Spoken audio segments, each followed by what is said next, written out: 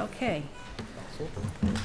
A public hearing of the Salem City Council was held in the council chamber on Wednesday, February 15th, 2017 at 6:30 PM for the purpose of the establishment of a housing development zone and zone plan as part of the Commonwealth of Massachusetts Housing Incentive Program. Notice of this hearing was posted on February 1st, 2017 at 11:02 a.m. and advertised in the Salem News on February 1st, 2017 and February 8th, 2017. All councils are present, no councils are absent. Councilor Milo presided.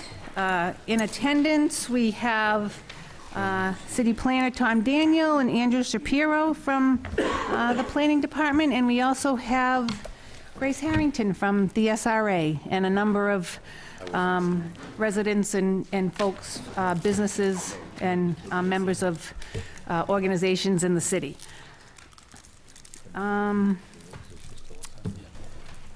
Madam City Clerk, do you want to read the order? We have an order for the establishment of a housing development zone and zone plan as part of the Commonwealth of Massachusetts Housing Incentive Program for 5 parcels in the downtown of Salem, Mass, owned and controlled by public entities, are proposed to comprise the proposed housing development zones: 65 Washington Street, 29 Federal Street, 15 Federal Street, 32 to 50 Federal Street, and 252 Bridge Street. Thank you. Before we ask City Planner Tom Daniel to come forward and give us information on this, do any councilors have any comments that they wish to make? No? Okay. If we could have Tom come forward and give us the information? Thank you, Madam President. Thank you. Members of the council, I'm Tom Daniel, Director of Planning and Community Development. I've got a few remarks just to address a couple of questions that I've heard that have come up, and then Andrew has a brief presentation to walk through as well. So what's before you, again, is the housing development zone, the adoption of that, and also a plan for that zone. And this is the first step to be able to participate in the Commonwealth of Massachusetts Housing Development Incentive Program, or HDIP. One of the questions I had is, is this a zoning? Like, are we talking about a rezoning? And that's not the case. The term housing development zone is just setting a geographic area in the city where this program or properties within that geographic area can participate in the HDIP program. All of the property is Zone B5 and will stay B5 zoning. All local ordinances, policies, procedures, and authorities remain in place. And also, approval of the zone and the plan does not impact tax revenues at this point. Those are considerations that would come subsequently with individual project applications. Another question was, does this adoption of the zone and the zone plan, does that mean that all of these properties would be developed with market rate housing? And that's not the case either. The program from the state is designed to support the development of market rate housing, but just because a property is within the zone does not mean that it must be developed with market rate housing. So there could be a property, for instance, the Superior Court building would be in the zone. We know that the Registry of Deeds is anticipated to move back into that property. The rest of that building does not need to be with market rate housing. The whole property could be a commercial property. But if if a property within the zone wanted to develop market rate housing and needed to use this tool, it would be available to them to proceed through the process. Question came up about the Church Street lots, and are we selling those right away? And the answer to that is no. The program requires that the zone have at least 2 parcels that are contiguous. The Church Street lots are comprised of 2 contiguous parcels, so that allows us to meet that program requirement. But the Church Street lots are not in the development pipeline. What is in the development pipeline is the District Court property, the Superior Court, County Commissioners buildings, and eventually the city-owned lot at the train station, the crescent-shaped parcel there. Another question was, why are we doing this now? And as noted in the materials that we sent, during due diligence of the District Court property, the developer, Diamond Sinacori, encountered more hazardous waste or hazardous materials cleanup cost than had been anticipated, to the tune of $850,000. And so that's for the building. And so anyone that was addressing the redevelopment of that property would face the same challenge of needing to remediate the contamination in that building. And the HDIP is one tool to bridge the gap. That the $850,000 cost creates a gap in the project that there's been efforts at looking at how to bridge that, and this is one of the tools that could help bridge that gap. So it's the district court property that initiated this process, really, for us to be before you tonight. And the team from Diamond Cinnacory is here this evening, but I do want to clarify that the project itself is not before you in terms of a site plan review or design considerations. Those things will happen in the normal course of permitting with the Planning Board and the Salem Redevelopment Authority. Also, the specific tie agreement for that project is not here tonight. That's something that would come subsequently if the zone and plan are approved. As Andrew will explain in a little bit more detail, this is just the first step in the Housing Development Incentive Program process. So if this were approved by the City Council, Diamond Cinnacory would then have initiate a process with the state that takes about 6 months or so to go through the various steps that are needed there. Prior to that as well, the state needs to also approve the housing development zone and plan. This is a program that's only available to gateway cities, and it's a tool that we feel would be valuable and an asset for investment in this part of the city for projects that we'd be looking to develop market rate housing. Again, at this point, it doesn't, the zone, adoption of the zone does not change any of our local ordinances or permitting processes or other regulations or authorities. I just want to make that clear to everybody. And with that, I'll turn it over to Andrew. Oh. Councilor Epley. Thank you, Madam President. I just have some questions for Tom, if that's okay. Sure. At this point. Thank you. And Tom, you and I spoke just prior to the meeting about this, but I want to make sure that I put this on the record. I took a look at General Law Chapter 40B, which is the HDIP law that we're talking about this evening. And there were some recent changes in August of 2016 that actually changed the definition of a very key term, which is called market rate residential unit. Under the prior statute, which is how the application has been filed, or this has been filed, a market rate residential unit is a residential unit priced for households above 110% of the area's household median income. Now, with the new statute, or the amendment to the statute, and is in effect now, market rate residential unit is defined as a residential unit priced consistently with prevailing rents or sale prices in the municipality as determined based on criteria established by the department, and that's the Department of Housing and Community Development. I just looked at this evening. I don't know what those criteria are. I know what 110, well, I don't know precisely what 110% of area's household median income would be, but I could find that out fairly easily. I don't know what those criteria are.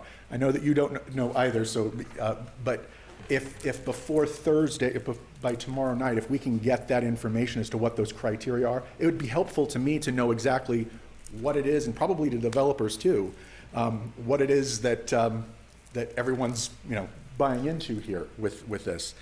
So that's one question. The other has to do with, I can appreciate why developers want to make sure that this is an economically viable project. I get that. That makes a lot of sense to me. However, what I'm concerned about, and I've not made up my mind, but what I am concerned about with, we're essentially shoehorning in this new zone to accommodate one developer, and what we're doing is that we're applying that to 5 parcels, and HDIP may be manna from heaven, as one of my colleagues might say, or it might be something else. I very well could be in favor of something like HDIP, but I don't know that this area is precisely the area to have that because it's so close to the train station and is so, to me, the market itself could take care of what the market what the market will bear in that respect. So I'm a little hesitant on that. So if I could get some insight from you as to why this would be necessary. And related to that is there was actually an RFP that took place last year, I believe, and there were 3 applicants. This, I believe, is a very material change that we're making, and I'm concerned, do we need to reopen the RFP process as a result of changing this to a new zone? That's a concern to me. Let's see. That's probably all I need to do at this point, but those are my concerns, and I don't know where I stand right now on this. Sure. Okay. Madam President, may I respond? Or? Absolutely. Great. Please do. Thank you so much for your comments, and particularly the first one where the change in 40V, because we weren't aware of that. What we had been using is the the toolkit that DHCD provides, which wasn't updated to reflect the change in statute. So we'll track down what those requirements are, because obviously we all need to understand what those are. Your second question was about, why an HDIP in this particular area of town, and I understand what you're saying, because it seems like, well, we're in a vibrant area of the community. We're next to the trains, or proximate to the train station. So wouldn't the market be able to just support that? It seems like that would be the case. And I think that in this, looking at the district court property itself, I think that would be the case were it not for this extraordinary cost of the cleanup of the contamination. So, $850,000 cost is something that the market can't support that.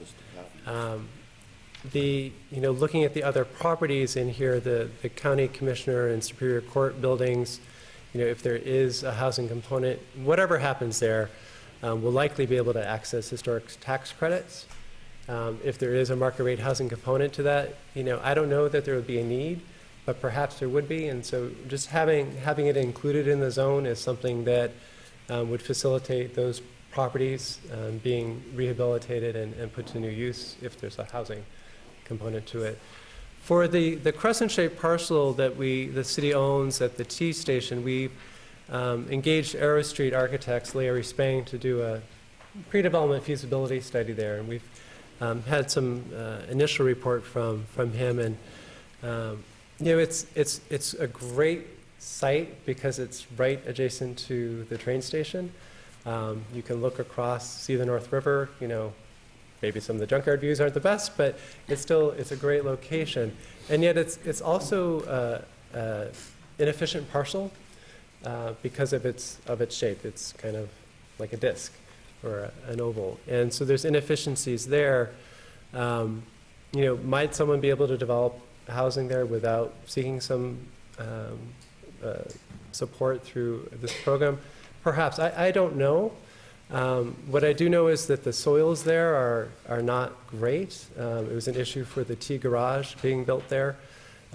Whatever happens on the city property would not be as large of a project, so the geotechnical work wouldn't be as extensive, but it's not solid soils there. And in this pre-development study, it's looking at 2 levels of parking as well. And again, because of the configuration of the parcel, there's some inefficiency in how you get there. So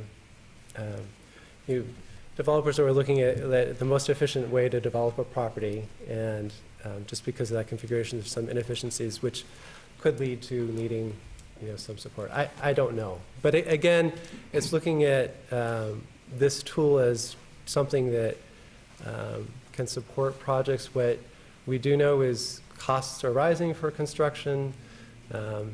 Anything we touch in the city has been developed before, and so there's always some surprise that comes along despite the amount of due diligence that's done. And that's what I have to say to that. And then the last comment was about, needing to look at starting this process over with the new RFP.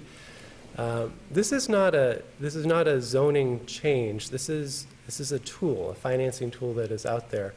This tool would be available to anybody. So if a different developer had been selected in the process, they likely would have come to they would have come to a point where they say, gosh, we have $850,000 we need to spend to clean this property up. But excuse Sure, me, go ahead. just reclaiming the Yeah. floor. But the problem is, through you, Madam President, the problem is that the two bidders, the two other bidders that were unsuccessful, didn't have the opportunity to know that financing was available, nor did the general public and any other bidders out there know that this financing was available prior to the RFP being issued. So I am concerned about that. Right, so that question was raised by another counselor, one of your colleagues, and brought before the city solicitor for an informal opinion about that. And so that response, which I'll just summarize here, was this is a project, the property is owned by DCAM.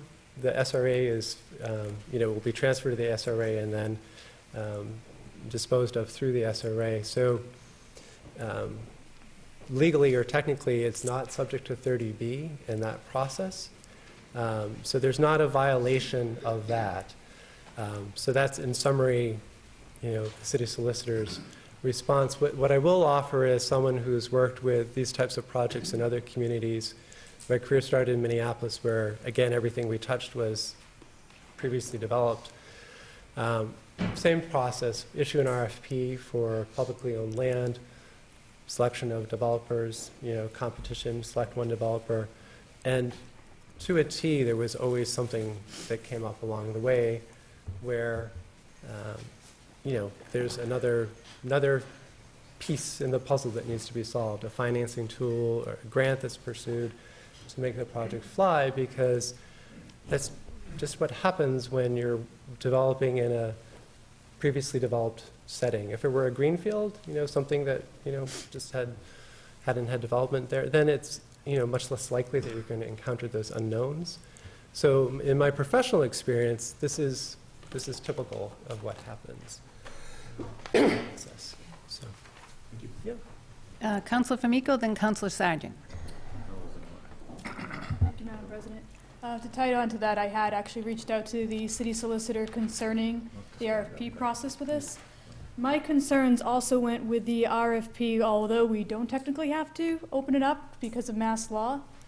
There were 3 that responded, and if you looked at the meeting minutes from the SRA when they discussed and chose this particular developer, they were seen as highly advantageous. And the categories they had looked at were everything from the percentage of 3 bedrooms, their financials, public art, complete streets components, and mixed-use components.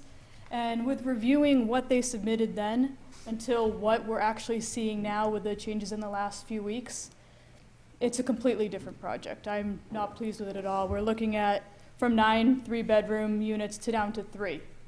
And these aren't just lower level 3 bedrooms. We're looking at a selling point of about $569,000. And then turning around, and the financials, one part of it showed that they had the financials to make this work. In the RFP, it did say there were contaminants on the site.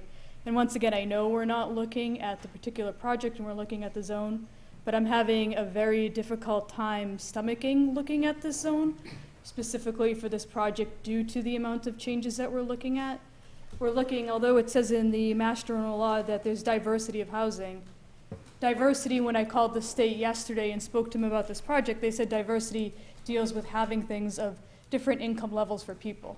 But when I think of diversity, I also think of diversity as in bedroom makeup, size of units, components as such as when the RFP went out in the response, it said they were looking at a rooftop deck, they were looking at a rooftop garden. Those are now off the table.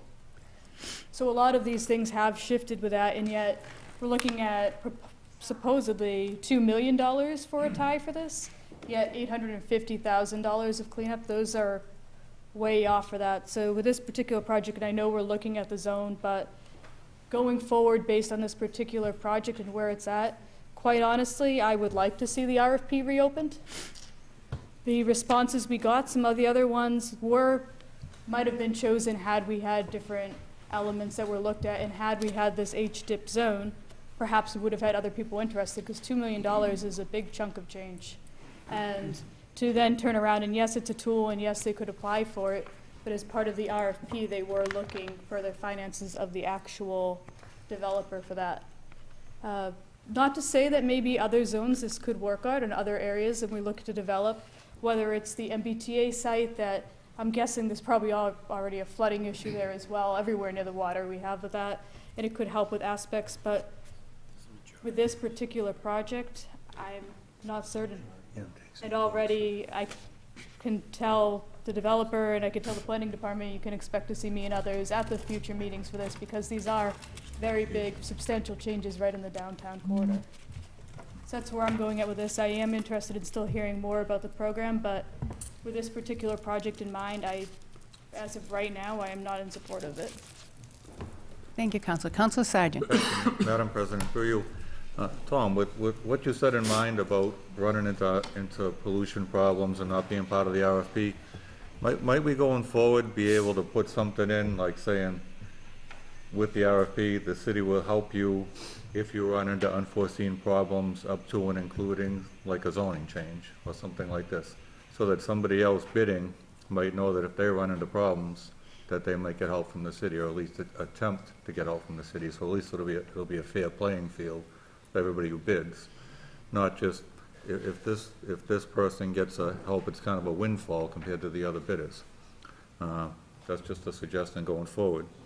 Now, the real question I have is on the who develops the rules for the housing development incentive program for the state? Who puts the rules in place? It's Department of Housing and Community Development. And they're a group appointed by the state, and they just make the rules? So it's the state agency that manages this program. Right. So, there's Mass General Law 40V is the enabling legislation for the program, and DHCD administers the program. It is only for gateway cities. Right. So DHCD establishes the application process and the metrics. They review. Subsequent to, if this were to pass the city council, they would review the zone and plan and likely approve that, and then any application from a developer going forward would come to the city council, and then it would go to DHCD for their review. So this HDIP zone and gateway communities, they're appointed people by the state, and whatever rules they put in place going forward don't have to be ratified by the state legislature, right? No, I don't think I'm understanding your question exactly. So 40V is Mass General Law that Right. is established this program. Not 40B, I'm just saying. 40V. Under 40V, there's a certain set of rules, but Yeah. gateway communities can change their rules. They're appointed by the state, and if this HDIP zone, they can change their rules going forward also. They establish the rules for this, and they can change them, right? Whatever rules there are today can be changed tomorrow by this group of people, whoever it is, their board or, Well, the legislation would need to be changed. I don't know, some of the rules going forward. It's like the Salem State College Building Authority. They don't answer to the state government. Yeah, What I'm worried about is an entity created by the state that can make rules that doesn't have to answer to the state. And if we were to approve this with the rules in place, those rules could change without our permission, without our input, and possibly without the state legislators' input. So DHCD is, it's not it's part of the Commonwealth of Massachusetts administration. It's not an independent entity. Right. So this program is established by state legislation under 40V. How it's administered, there could be some changes. As Councilor Epley pointed out, there was a change in what the definition of a market rate residential unit is, but that was done by a change in the legislation. Right. And so with that change in the legislation, DHCD then has to update their materials for that. So in terms of substantive changes, any substantive changes to the program would need to go through the legislative process in Boston for approval. I'm really not sure that all of their changes would have to go through the state legislature, because they're, like, with the Salem State College Building Authority, I stood with a bunch of neighbors, or sat with a bunch of neighbors in front of a state board to deal with issues, and the state can't change, it doesn't rule them, doesn't control them. They can do pretty much what they want. They're exempt from zoning. They get to act as if they're a nonprofit, but in both ways, so they don't have to answer the local zoning, and they don't have to go by state procurement rules. Right, They're this is completely different from that. No. It has no bearing on local authorities, changes to zoning. It is a financing tool. It is a program comparable to a tax increment financing program that you've considered before. So just like a TIF, the state, that's enabled by state legislation. It's administered by DHCD and MOBD. How the program is administered, those administrative changes can happen, but in terms of the program itself, that requires a change in legislation. All right. I'm just worried about not having control of 3 downtown parking lots, that if somehow the rules change after we've done this, whether it's a year from now, 5 years from now, we have the potential of losing that downtown parking. Right. And through our own legislation, we've already lost a parking lot between Barton Square and Norman Street that would be a perfect downtown parking lot now, but we can't even walk through it anymore. Right. So that kind of thing, it's not that we're afraid of what might happen. It's happened in the past, and I'd like to see that it doesn't happen again. And changing the zoning of these parking lots, or whatever we want to call it, it's kind of not a zoning change, but it is, if the rules change. If I can just assure you that there is no change into the status of these properties in terms of city control or oversight. Right. This is just, it's saying that within this geographic area, this is a financing tool that can be available. All right, thank you. I yield. Thank you. Councilor Terrio, then Councilor McCarthy. Thank you, Madam President. Through you to Tom. I look at this tool as, I do think there's a need for market rate housing in the city. I think that this is potentially useful in that development effort. The thing that concerns, and in the long term, I think some kind of mixed use on those Church Street lots is probably where we do have parking, but we have whatever else with it. Probably makes sense down the road. But my big concern right now with this program as it stands today is pretty much echoes what my colleague from Ward 2 said. This project, as it was proposed and as it was bid and as the RFP was awarded by the SRA, was to build, one thing, and now we're at the point where we need this financing tool to raise the money from the state to build something that's nowhere near what we were originally expecting to have built. The underground parking is gone. Many of some of the larger 3-bedroom units are gone, and I think 3-bedroom units are something we have a real shortage of in this city. So, some of my concern is that although I think this HDIP program has merit, I'm concerned that approving it, frankly, I think we're potentially better off if this project does not go forward and we start over with it, because I don't like what has happened to the development since since these modifications have come. And what we're looking at now is, with this approval to enable even this, it's not just changes in the process of development, it's very materially different, and that's a big concern to me in this. So I just want to make that point across. So the program seems worthy, but the application here and now enables something to happen that at this point I'm not sure should happen.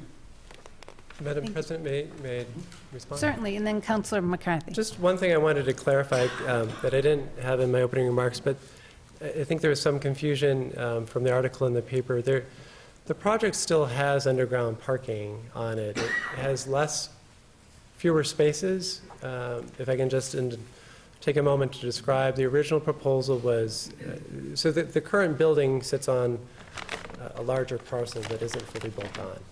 So the proposal was originally to excavate the whole site and construct parking below the whole parcel and build up on top. The contamination, the $850,000 that I've referenced, is about the building itself, not about soils and remediation of those. the developer's been trying to figure out ways to make this project proceed. So one of those things that they had to do was, rather than excavating the whole site, they're reusing the foundation of the existing district court building. That foundation will provide underground parking for some number of spaces. The remaining spaces will be surface spaces that will be screened. They'll be on Federal Street. So the project will still have 61 spaces for the 61 units there on site. Some of them are below grade and some of them are at grade and screened. But I think there was a misunderstanding on the part of many folks about that. There is a change in the unit mix, and there's a change in the building design. Again, those are efforts on the part of the developer to figure out a way to make the project proceed. I can tell you that the developer's first choice is not to proceed through this HTIP program. They would like to just have been able to proceed without doing it. But the realities of the project, this $850,000 contamination is really driving another design. $2 million was mentioned as what they would be getting, so I just want to clarify that. The state has a cap of $2 million for a project. It does not mean that the state would be awarding $2 million. The way this program works is there's an allocation of tax credits allotted for certain years. If this project were to proceed through the process to the state, there's 2 steps that they go through. That second step, called conditional certification, the state would be making an obligation of a certain dollar amount in tax credits for certain years. So let's say they said, okay, you're eligible for $1.2 million in 2020. What that does is it allows the developer to say, all right, we have that, those tax credits coming in 2020, so we're able to finance that gap until that time when those tax credits come available. I appreciate, the concerns that are being expressed about, wow, this is a great site, a great location. It should be able to bear its own development, and again, if it were not for this $850,000 figure for cleaning up, that would be the case. The concern that's being raised about, this being materially different, again, from my perspective and having worked in public sector real estate development, this is not unusual that a proposal comes forward. It still is 61 units. Yes, the mix of those units has changed. Part of that change is, again, trying to close the gap by looking at reconfiguring spaces to maximize returns. The rooftop terrace, which was mentioned, was a goal of the design. It's something I think everyone loved. The reality of that is it triggers a high-rise building code, so that changes the construction type because it's considered a 7th floor. There's also financial considerations around that as well. So, I hear the concerns about this being, materially different from what was submitted. I guess, again, just from my experience, I see this as being, it's still a 61-unit housing development market rate condo project with ground floor retail, on-site parking, amenities for the residents that are there. And there are changes, and that's to be expected. But I know we each have, draw that line in a different place. Thank you. Councilor McCarthy, then Councilor Famico. Thank you, Madam President. Through you to Tom. Just one thing as a follow-up and then a statement. This is a finance tool. Mm-hmm. As you stated in the beginning, we're not changing any underlying zoning. Correct. So, in order to meet this finance tool, you have to have 2 contiguous properties, two of which the city owns. And if we were to go down that road to develop something that everyone that's been talking about for 20 years about putting a second level on the Almies lot, it would still have to come back in front of the city council for a sale of a property even before you could entertain this idea. So we're not changing anything right now. Correct. Other than trying to implement a finance tool. That's correct. Okay. Now, my second question is, before we keep batting around all of the questions about this and talking about this, can Andrew give us this presentation so we can actually, maybe some of the questions that I've got in my head, can be answered before we keep batting this around, before he gives the presentation, because I think, you know, if it's a brief presentation, it may answer a bunch of questions that some of my other colleagues may have. I mean, irregardless of the development, I mean, the question in front of us right now is whether or not we want to implement the finance tool. And I know it's putting the cart before the horse, so to speak, that you're talking about introducing a finance tool, and a development has been proposed and now it's changed, which is concerning. I understand that, and there are some concerns, but I want to know what the finance tool is first. I mean, I have a lot of, when you talk about, when you just gave that scenario about whoever the entity is could get a tax break or TIF or whatever you want, however it's determined or however it's phrased, and they would get that in 2020 or something like that. I want to know is how that impacts me as a homeowner in the city of Salem, and on my property taxes. Am I going to have to absorb some of that, or is that something that it's a state program, they get the money, and it's not going to impact anybody in this room's property taxes, other than the fact that the state's going to lend them money at a predetermined time, which they can borrow against on their own dime, and in the long run, it's not going to cost the city any money other than implementing a program to make it available so that they can access that to try to make it feasible. So if Andrew can answer a bunch of those questions, I think it's going to help us out a lot. And then I'll have probably 20,000 more questions. If we can have one more comment from Councilor Famico. One more comment. Sure. Quick thing though, you had said 61 spots. When I reviewed once again the plans that were sent to me from the January meeting, it's 9, 4, 18, 4, 5, which is equal to a total of 40. Are some of those spots tandem? It's my understanding there's 61 spots. So I Okay, don't the know what's plans being that added. were, 61, 6 of which are tandem. Okay, there we okay, go. so the tandem spots for that, so that's not really 61 if you're doing a 1 per 1 unit.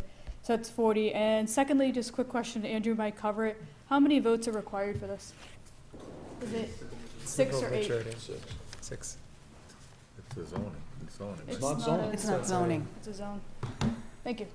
It's a zone, but it's not zoning? It's just Okay. an area. It's not a zone. All right, Andrew?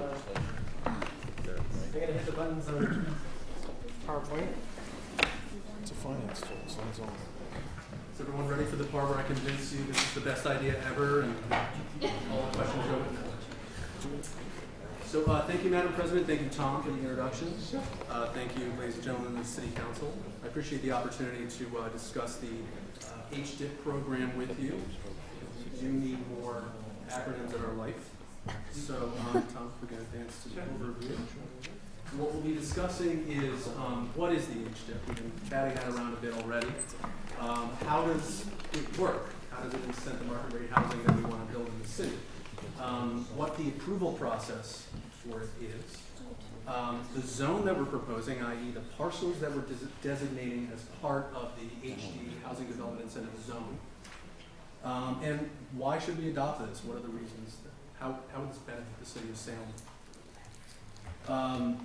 So as we discussed, this is a relatively new program. It was developed or codified in 2012 by the Commonwealth. It wants to increase residential growth, expand diversity of housing stock, support economic development, and promote neighborhood stabilization in designated gateway cities. So I mean, very flowery language to say, we want to help gateway cities attract market rate housing opportunities, which, you know, by extension will diversify the housing stock. You'll have different types of housing. You'll have different cost levels of housing being offered. And in this case, we're offering a certain amount of units that will be market rate for sale. So the program provides two types of incentives. As we discussed earlier on, if the HD zone and plan were to be approved by this body, a developer could then, if they had a project proposal for one of the sites within the HD zone, they could come before the City Council for approval of a tax increment exemption agreement. So it's really just another way of calling it a tax increment financing agreement. But for this program, they call it TIE. So the base property tax would be paid in full, as is the case with TIFs. And then a portion of the resultant post-development increase is exempted. So obviously, the developer in any given project is going to put a lot of money and investment into a given parcel and project, redevelop a whole new building. Therefore, you're going to have a more valuable parcel. So whatever the difference is between that base number that's originally assessed on the property and the final number, the the final valuation, that amount can be discounted at a certain rate over a certain period of time. The minimum for those are 10% over a period of 5 years. And I think it's worth mentioning, we're not focusing on the project, we mentioned that several times, but the intent, as far as all the conversations we've had so far, is that we would be proceeding with a minimum allowable tax exemption agreement for any project, or for the projects that we've been thinking about recently. So the other portion, step 2, is the developer can go to the state to have or to receive state tax credits. And they can get it for 10% of their qualified substantial rehabilitation expenditures, i.e. basically their construction costs, hard costs. Madam President, Yes, I'm sorry, Councilor Epley. Before you go on, Andrew. Yes. The same law that I gave, that has been amended, has deleted qualified substantial rehabilitation expenses. Okay. Fair. Okay, thank you. And that instead, there's something called qualified project expenditure. So I don't know what's Sure. still current of what you're presenting. I guess in either scenario, and I don't want to say it with 100% certainty because I haven't looked at the definition for that new term. But the understanding is that a development project's hard costs related to construction or demolition in this case as well of the existing structure could be factored in as a qualified expense from which you can derive the amount of tax credits you need. So from that amount, you can ask for 10% of that qualified activity, up to a cap of $2 million. And as we explained, that is totally up to the state's discretion on evaluating an individual application. Doesn't mean that the developer's getting $2 million, no questions asked. There's a lot of work that has to be done to review an application to see what the qualified expenses are. So just more about the approval process. We're really in the beginning stages, as Tom had mentioned. We're right now before you to set the zone boundaries and have a plan approved. So you've been able to review the plan document that we've provided as well as the proposed zone. We'll talk a little more about the zone itself in a few minutes. Assuming the zone and plan are approved, the city would then have to provide that information to DHCD for their approval. That process typically will take about a month, although the state does have, I believe, 60 days to process an application. After which time, assuming DHCD does approve the zoning plan for the city, developers can then apply for certifying projects within the zone. So obviously those are housing projects, as we mentioned, qualified market rate housing projects. The housing has to be at least 80% market rate. And so there's a bunch of subsequent steps that happen for the developer, some of which is working with the city. So initially it's executing a tax increment exemption agreement. We discussed that just now. So the city council will have an opportunity to review the contents of that agreement and based on the contents of it, decide whether or not they would like to approve that going forward. The developer needs that in order to proceed with their certification. So first they would go with preliminary certification, which is providing general project details. And then there's a more detailed review called conditional certification. And really the preliminary to conditional period of time can take several months, 4 to 6 months, 4 to 5 months in some cases, where DHCD is reviewing these projects. Then there's a period of time when you're getting to basically the state can indicate how much in tax credits that it'll be willing to allocate, assuming the project is done properly and the units are occupied and sold. So that number is established, similar to what Tom was mentioning. The date and time in the future will be established when those tax credits will be available to the developer, assuming, like I said, the project is done in the way they say it'll be done. And then there's a final certification process to verify that the housing units were developed, that they are now occupied, and I believe the minimum occupancy at this point is 80% occupied until the developer can pursue their tax credits. So I apologize, this might not be the most, you might not be able to see this too well, but this is the proposed Salem HD zone. It's comprised of 5 parcels. And I'll let Tom, if you mind advancing. Thank you. So the first one is 65 Washington Street, which I think folks know is the Salem District Court property. The next is directly next to the MBTA station. The city owns this slim crescent-shaped parcel. The Salem Superior Court Complex and County Commissioner's Office building, which, as many folks know, the state recently conveyed or approved for conveyance to the SRA. And then, as discussed before, the 2 parcels that comprise the Church Street lots, and I'll reemphasize what Tom said. There's no plans that the city has to redevelop these parcels. These are 2 contiguous parcels that allow us to meet the standard for what an HD zone requires under state statute. Let's get a little bit into why we should do this. Well, first of all, let's look at the sort of the governing document, if you will, for the downtown, which is the Urban Renewal Plan, which was updated last in 2011. As folks know, the SRA, which is undertaking review of this project, they are governed by this document. So as you can see, there's direct language that we should undertake activities and initiatives to accomplish public or private redevelopment of vacant or underutilized land and buildings. And that comes from our plan objectives on page E7. So, I think it's very clear that the parcels that we've identified are underutilized, and I think they can benefit from private redevelopment. So we also recently had a Salem housing needs and demand analysis, and because of course we're looking to invite more housing into the downtown, I think it's appropriate to look at this document. The document contemplates the population will increase by between 1,500 and 3,700 people over the next 15 to 20 years, based on different scenarios. Number of households would increase by 10 to 14%. Average household size would decrease. And we're looking at needing to produce between 1,900 and 2,700 multifamily housing units in order to keep pace with future demand.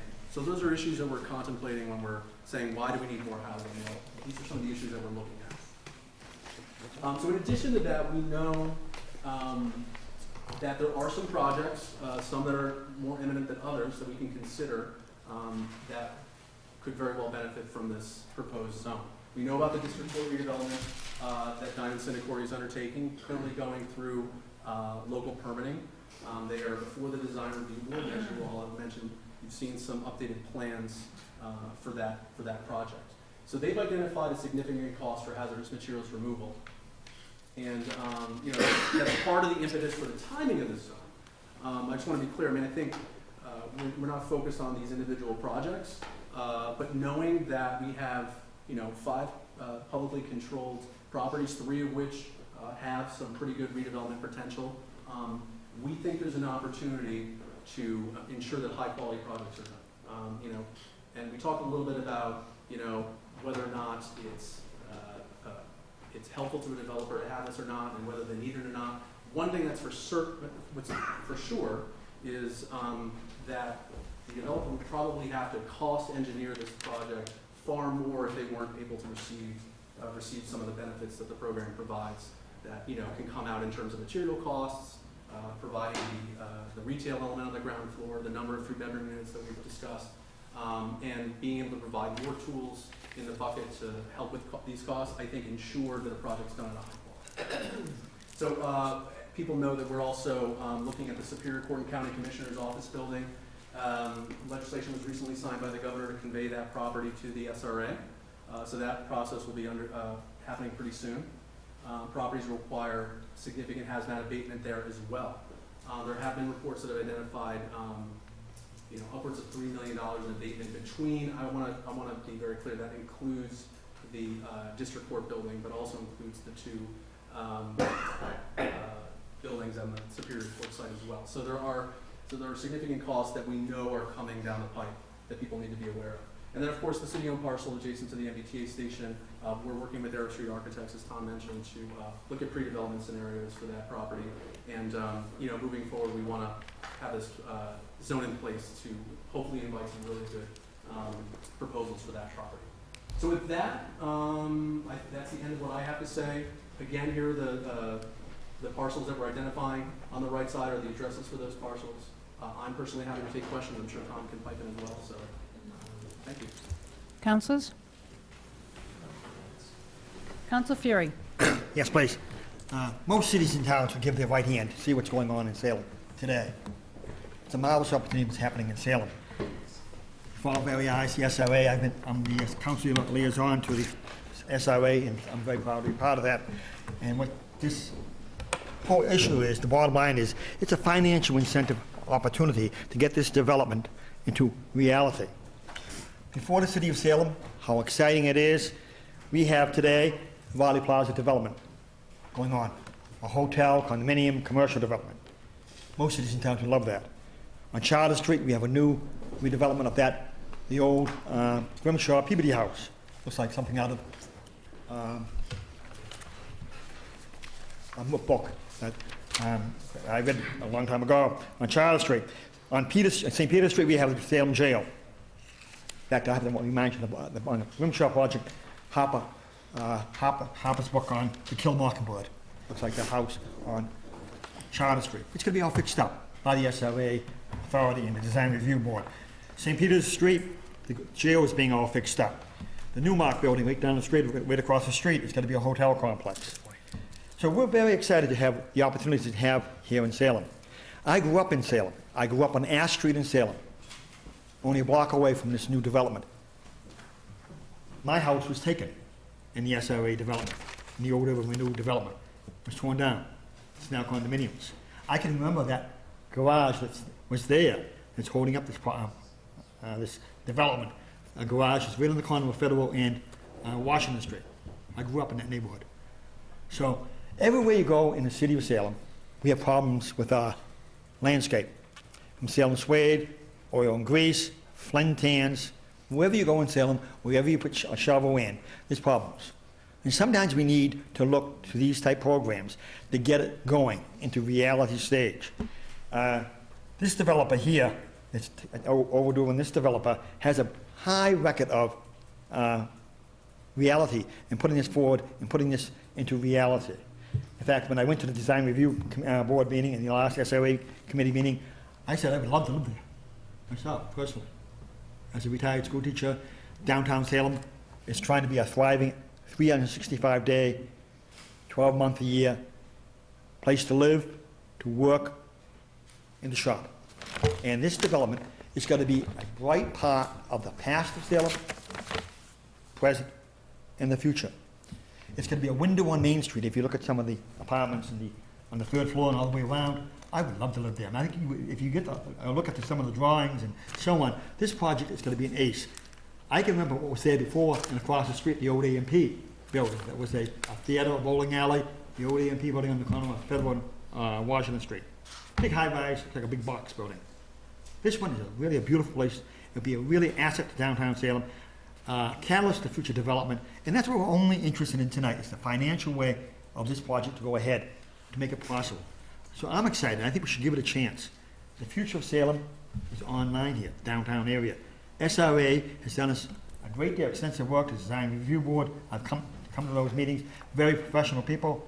We just reappointed Grace Harrington to a 5-year term as the chairperson of that committee last meeting. We have a great committee. It's going to go through a very strong process. And I hope we give this a chance, because what we're going to see 5 years down the line from a Senecoy process and developer is exciting for Salem to what it is now. Think about the old district court, what it is. Nothing else could be there today. You couldn't put a Walgreens or Walmart there. It was meant to be a courthouse. It's going to be torn down. We had the same argument years ago about St. Joseph's Church. Oh, we can put it into a CVS or whatever it is these days, churches. Couldn't do it. It was meant to be church. That district court was meant to be a district court. It's going to be torn down. Unfortunately, and below it is a gas station. So it needs some type of incentive to get it off into reality stage. And that's what this developer is looking for. That's what we're looking for tonight, is an exciting piece to the future of Salem. And I'm excited by it. Thank you very much. And I hope we give it a chance. Thank you. Thank you, Councilor. Any other councilors? Any comments or questions? Mr. Daniel?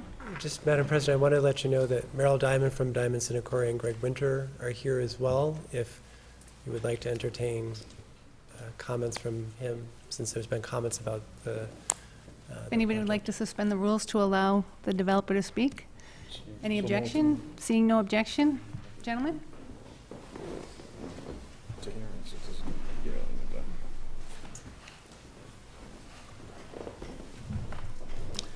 Councilors, members of the audience, it's a privilege to be here before you this evening. My name is Merrill Diamond. I'm the founding partner of Diamond Sinacori, which is the development company that was awarded the district courthouse project. I'm not going to bore you with how wonderful I am. I will mention a few things, though, that I think set me apart from a number of other developers, probably most developers. I'm a former commissioner of Mass Historical Commission, member of the Senate Special Committee of Historic Preservation, the Board of Preservation Mass. I'm an architect by training, and in what is a real anomaly for a developer, I'm the former chairman of the Brookline Conservation Commission. I say all this because there was something that drove me to change from being an architect to a developer. And that something was that I realized early on, after I had an architectural firm, that I could really be an architect by being the developer, because I could control what was going to be developed. So I've been doing this for about 39 years. Almost all of the work that I've done has been residential, for sale housing. Some of the projects I've done, some of you might be familiar with the waterworks at Chestnut Hill, which is the old waterworks complex in Brookline. Actually, it's in Brighton. But that involved a lot of historic preservation and new construction. We're currently working on the renovation of the Kelly School, historic Kelly School in Newburyport. And I think we have never made a mess, I can tell you that. If any of you look at any of our past work, or if you talk to the folks in Boston or Brookline or in Newburyport or in Duxbury, where we're now trying to advance a project, we listen. And I think we really go the extra mile to do a good job. In this particular case, yes, there was a change to the design. Some of the information that was introduced is not quite accurate. We have 5 3-bedrooms, and this project is not going to sink or move forward based on the fact whether we have 5 3-bedrooms or 7 3-bedrooms. The project mix is something that we're analyzing. We're working with the firm of Mary Fox to determine the right mix. Ultimately, I'm in the business of selling condominiums, not building them. I mean, I say this advisedly, but anybody can build them. But if you can't sell them, that's going to be your last project. So it's a balancing act. In terms of, and I'm going to move from the sort of the ridiculous to the sublime. In terms of the roof deck, love the idea of the roof deck. But our architect determined, based on the code, that it put us into the high-rise construction category, which means we have to change materials. We have to go with steel, and it further exacerbates the budget problem that we're trying to address this evening. In terms of, and what we did instead was to create an open terrace opening to a courtyard in the new design. And I want to talk about the new design. The one thing, we made a change, and I think if you see the original rendering and you see the renderings that we have now, I'd like you to think what the SRA thought and what the Design Review Board thought, which is the last thing I wanted to do was to create a building that could be in Dubuque, Cincinnati, whatever. We want to create a building that, because this is an important site, it's a gateway site to Salem, we want to create a building that is evocative of Salem. We're not trying to be trendy. We're not trying to be on the cover of Architectural Record. We want a building that fits in to the downtown, the very fabric of the downtown. And that's one of the reasons, the overall historic fabric of the community, why all of you love Salem. We want to fit into that, and the building that we've designed, I think, and it's moving in that direction, is extremely evocative of the city of Salem and what makes it important. I think that in this particular situation, all we're asking for is an opportunity. Somebody mentioned putting out the RFP again. It strikes me as unfair. We encountered a budget problem due to unforeseen conditions. None of the applicants did geotechnical testing on the site. Nobody was aware of some of the hidden conditions underground or even in the building that were concealed. So our project manager, Greg Winter, was smart enough to research different financing programs and found this financing program, which appears to be a very good tool to bridge the gap, largely because of unforeseen environmental issues on the site. Anybody could do that. The other respondents, if they had been selected, their project manager, if he was as smart as Greg, could have also investigated the same kinds of tools. I don't think we should be penalized for being creative. I don't think that this HDIP impacts the city of Salem in any way that's negative. Anything that's developed on the other parcels is going to have to come before you and the SRA, et cetera.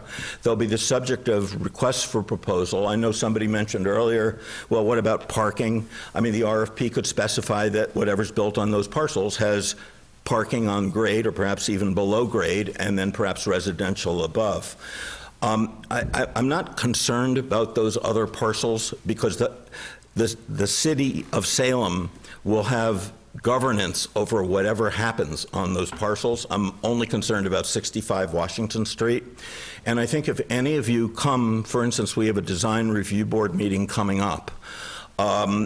And I think you'll be very pleased with the direction that the design of the building is going. It does have retail. There's parking. The first floor retail is being detailed to replicate the retail in the area, particularly across the street and up the street, the same kind of materials, et cetera. And the upper floors beyond that first floor are brick. We're using the same kind of brick that is typical in the downtown. As I said before, we're trying to create a building that fits in, that says this is Salem. We've got some great ideas for the facades that you see when you enter Salem. All that is being worked out with the design review board. All I'm asking for is a chance. If the HDIP program had something onerous in it, I think the word would be out. I don't see, based on our research, based on our consultant, Bob Matthews, or our working with the SRA, I don't see anything that is detrimental. I do see it opening up possibilities in the future as it relates to these other parcels, but those are possibilities.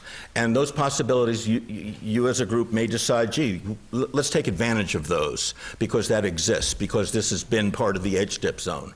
Or you might say, no, we don't want to have the benefit of additional financing or whatever. That's your prerogative. Whatever goes on those other sites is your prerogative.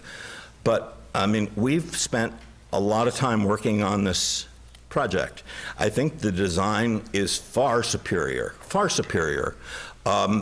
to the original rendering, which I believe could have been in any city USA. The building as it's being evolved, and the gentleman, the city councilor who's been at the SRA meeting, he was at the design review board meeting. Again, taste is subjective, but I think if you folks show up, first of all, we'd welcome your input. This is the beginning of the process. It's not the end of the process. But we're trying to create a great building, a building that really says this belongs on this spot in this city, as opposed to a generic building a typical condominium building that could be on the waterfront or anywhere else. And I think if you do come to the design review board meetings, or you do see the direction in which we're going, I think you'll agree that we're creating something very unique. We're not trying to make a big show of anything. We're not trying to go beyond the limits of what is reasonable. The scale of our building is appropriate. We've broken down the scale. There are bay windows. There are architectural details that are specific to the architectural language that is all over Salem. I would be, as I said, I certainly think it would be unfair to, go out for another RFP just because we found this program, which was a response to our getting involved, doing a lot of geotechnical work, and discovering some things that nobody else could possibly know, that there was an enormous amount of contamination in the building and an enormous amount of contamination on the site. All we're asking for is an opportunity. I think if you look at the other projects I've done over the last 39 years, I really think you'll like them. They fit into their host communities. We like to think that we act as guests in the communities in which we work. We're very willing to listen. We're still willing to listen. Nothing is locked in. Like the issue of the 3 bedrooms. I mean, we can play with the project mix. I'll sum up. I'm sorry. Thank you. In any event, all I can say to you, it's just 2 things. I don't see anything about the HDIP program that hurts Salem. I only see things that will eventually help Salem if you choose to avail yourself of that possibility. But please let me build this building. I'm sure you will like it. I think you'll be very happy that you let us move forward on this. Thank you, sir. We have a number of people from the public who also want to speak, and I want to make sure they have an opportunity. But before that, I'd like to recognize Councilor Famico and Councilor Repley. Thank you, Madam President. I would just like to read something into the record that was submitted on January 25th, 2017. It was the letter, and it states, "The residential program is very similar to the original proposal with 13 one-bedrooms, 46 to 47 two-bedrooms, and 3 to 4 three-bedroom residences." And that's also part of the plans, Madam President, so it's not more than that as previously stated. That was the letter that was submitted on January 25th, 2017. And then also, if either Andrew or Tom from the Planning Department could just give a little further explanation of how does this work with the future sales? Isn't it 10% off for the future condo units tax breaks? And then the additional for that, could you just review that one more time real quick? Madam Chair, Councilor Famico, happy to answer that. So what Councilor Famico is talking about is what would be in the tax increment exemption agreement, which is a subsequent step that would come before you. As Andrew stated, what we would be proposing is the minimum allowed, which is 10% of the increment over 5 years. The way that flows is it actually winds up, if you think about a TIF, that's flowing to typically a commercial property owner that has a building. In this case, you're going to have 61 individual owners, and so they will receive, there will be a reduction in their property tax that they pay through this program for a 5-year period. The second part of this program, as Andrew talked about, is that tax credit from the state. That tax credit flows to the developer. And the city assessor, we've been talking with her about the mechanism. She has a formula that is rather complicated, but is how these allocations, adjustments are made on the individual tax bills. Councilor Repley. Thank you, Madam President. I appreciate the comments of, and this is just a statement, it's not a question. I appreciate the comments of the developer and the candor of the developer, and I don't fault him for this, but one of the things that he mentioned is that their manager is the one that found this funding mechanism. That really troubles me, that it's not our city who came up with this idea of having 5 different parcels named in a new zone. Instead, it's a project manager coming up with that. I don't believe the city is penalizing the project because they're going by their own RFP and not having the financing for that or having some unforeseen things. That's their proposal. But I am disappointed in the administration, very much so. So I've gone from a maybe to a no. Thank you, Councilor Epley. May I provide Yes. some response to that? Certainly. Yeah, I'm just going to see if I can shed a little more light on that, because I've been involved with the discussions with the developer and the previous planning director, Lynn Duncan, when this project kicked off, and sort of identifying what we could do as a city to be supportive of the project. I want to clarify, and correct me if I'm wrong, my recollection of the way we came to this conclusion was really a joint discussion, and it was brought to our attention by the developer that we had this, big staggering issue we had to overcome, and we had a pretty broad-based discussion about how we could solve it, HDIP being one of them. We also talked about other tools that were in the bucket, some that are immediately available to us, one being the city has a joint revolving loan fund shared with the city of Peabody to help the redevelopment and remediation of contaminated properties, another being a potential of working with Mass Development on any financing they might have. And in a joint discussion, we jointly decided that this would be a good way to move forward. The city then had to step back and decide, okay, well, we're not going to do a one project or one parcel HDIP. We need to decide how we're going to broadly apply this to the city, how this could benefit us at a higher level. And that's when we had further discussions involving the mayor and, again, the developer and ourselves, trying to decide what are other ways what are other properties that could benefit from this. And we decided transportation-oriented development projects in the downtown, specifically projects that would come from publicly controlled parcels would be the way to do this, and that was our sort of rationale for going this direction. But I want to be very clear, this was not driven by the developer.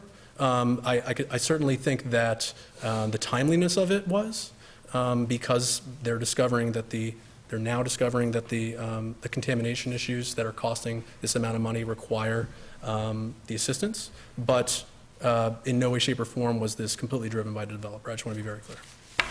Thank you. Councilor Lovely. Just briefly, when did the contamination issue arise?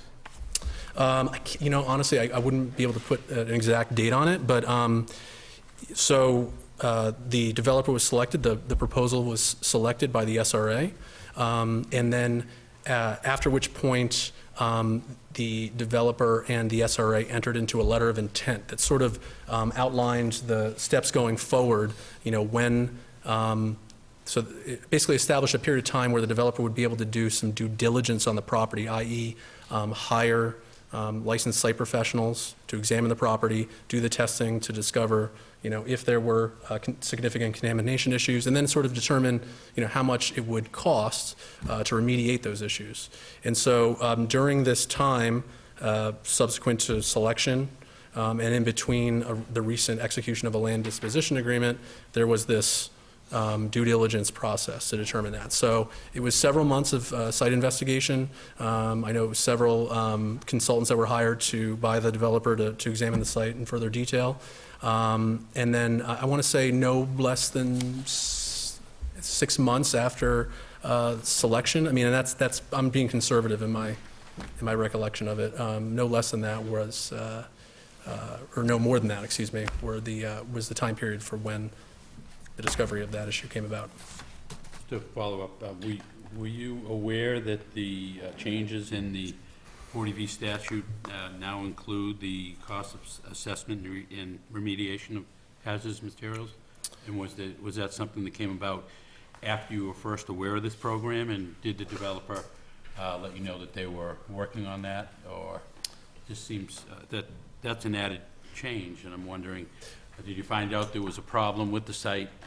Then did the city get involved at the state level to include the cost of site assessment and remediation of hazardous materials? And did you have any discussions with the developer regarding the legislation?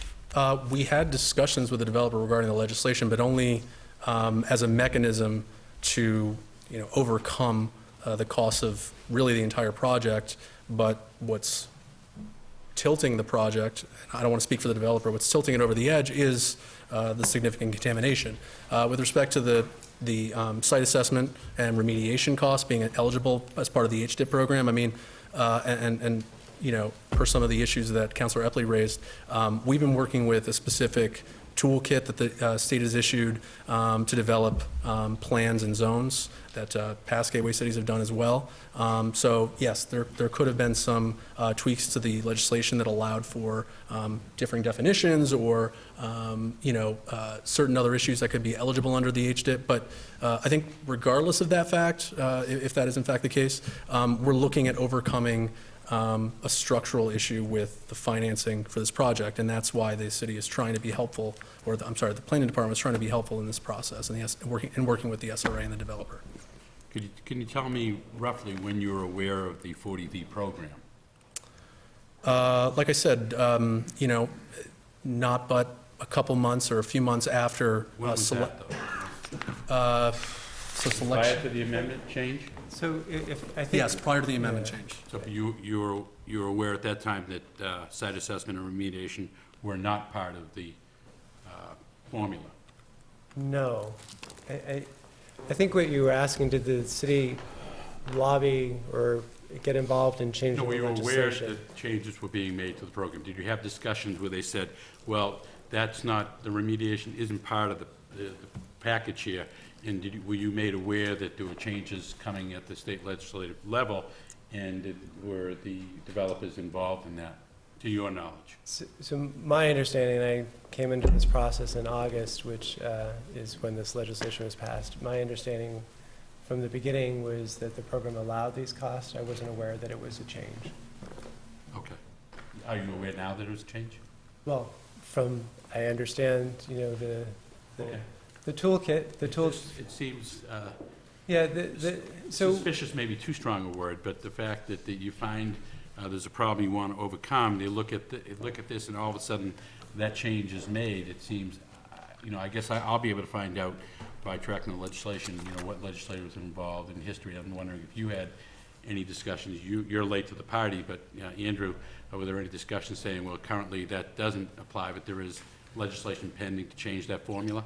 Were you aware of that at all? I was not aware of that, and with Tom, I would say that, you know, the understanding on our end, as we were moving forward, was that, you know, the abatement expenses could be factored into this, so. And I do want to clarify, because Andrew and I both, you know, read the legislation and the toolkit that was there, and this, clearly the toolkit did not reflect the changes in the legislation, but from what I read,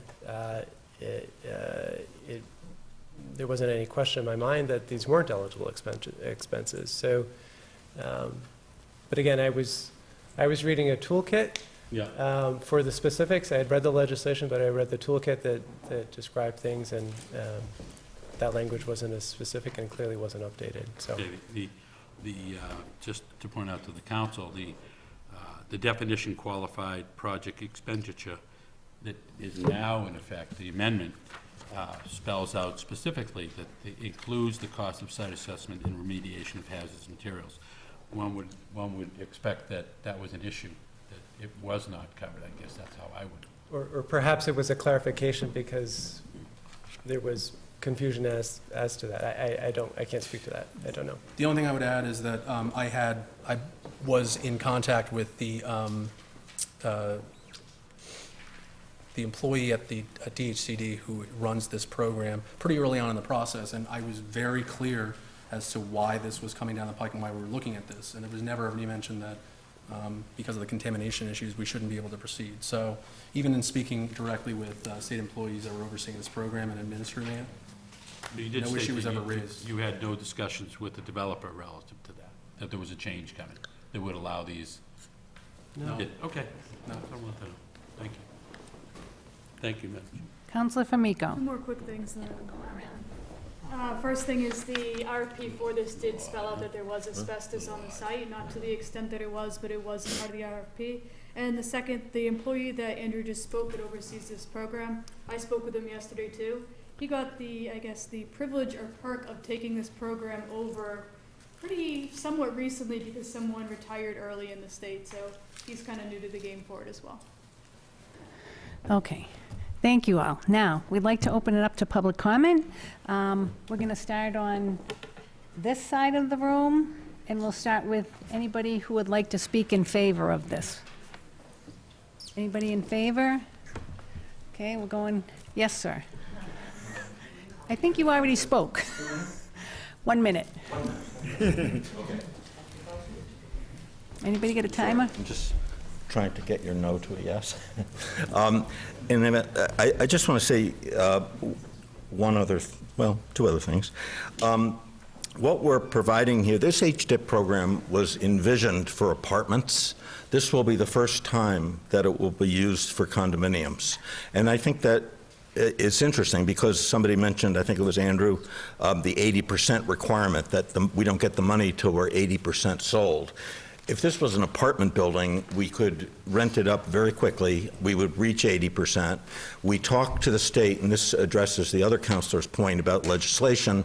We talked to the state about, could we make it 60% because it's for sale, and you've never done a for sale HDIP before.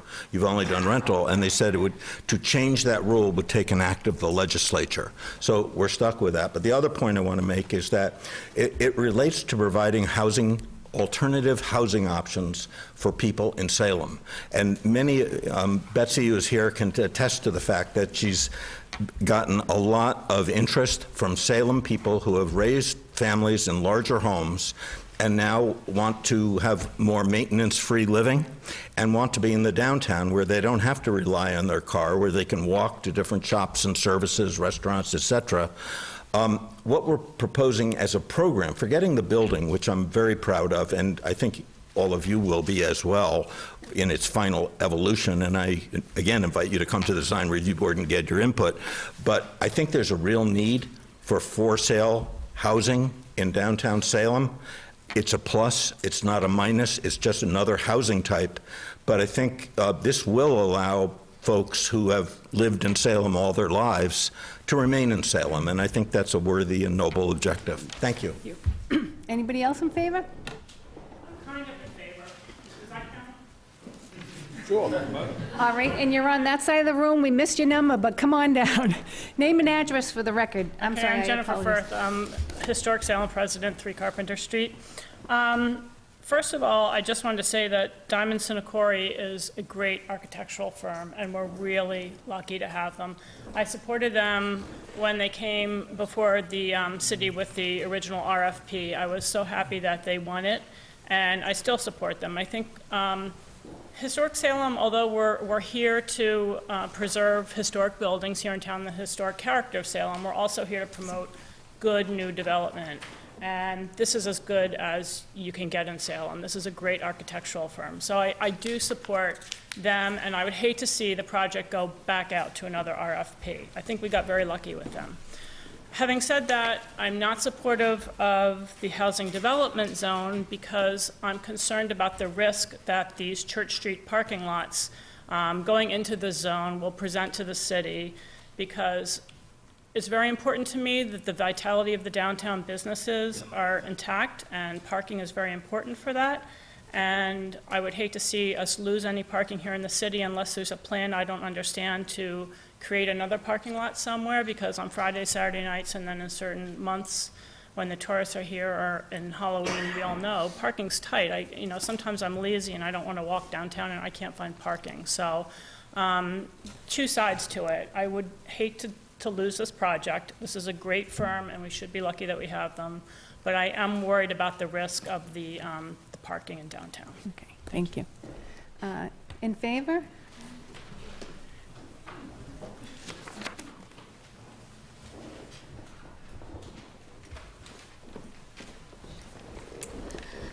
Good evening. I'm Beth Debsky, Executive Director of the Salem Partnership. I live at 43 Calumet Street. The Partnership's Executive Committee met last Friday morning and talked about this proposal. And the Partnership is very supportive of the creation of the Housing Development Zone and the use of the HDIP program. In fact, the committee actually discussed that they thought the zone should be expanded to additional parcels in the downtown, not just the 5 that we're talking about. I understand the city's doing that now because they're all publicly owned. But this really is a good development tool that works. There are other gateway cities that are using this. I previously worked for the city of Malden. There are 2 conditionally approved projects there, and anyone, if you want to talk to anyone in Malden, I think it was approved unanimously by the city council. But the redevelopment of the former government center building, which is sort of this eyesore in downtown Malden that blocks the downtown from the train station, which is right across the street. And without this program, that project wouldn't have gone forward, and it's been talked about for 25 years. So it really is going to transform downtown Malden. So, I mean, that could happen here. The partnership is really focused. One of our key priorities in the last 10 years has been getting the new courthouse development built, and now we're working on the redevelopment of the projects, the district court, superior court, and county commissioners. And as you know, these are really complex, very costly redevelopment projects, and this is a tool that could really help them. So I hope that you'll ask them more questions, call other communities that are using it, but the partnership is 100% behind the creation of the zone and the use of this program. Thank you. Thank you. Anyone else in favor? Please.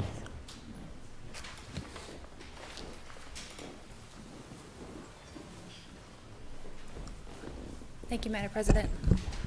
Put this up. My name is Grace Harrington. As Councilor Fiore had mentioned, I sit on the SRA. I live at 107 Highland Ave, Unit 3. I know Andrew had mentioned the charge of the SRA and that our work is guided by the downtown renewal plan. And as stewards of the redevelopment process for both the district court and the superior court projects, the SRA recognizes the value in providing more tools to developers of these properties to ensure that high-quality projects are completed.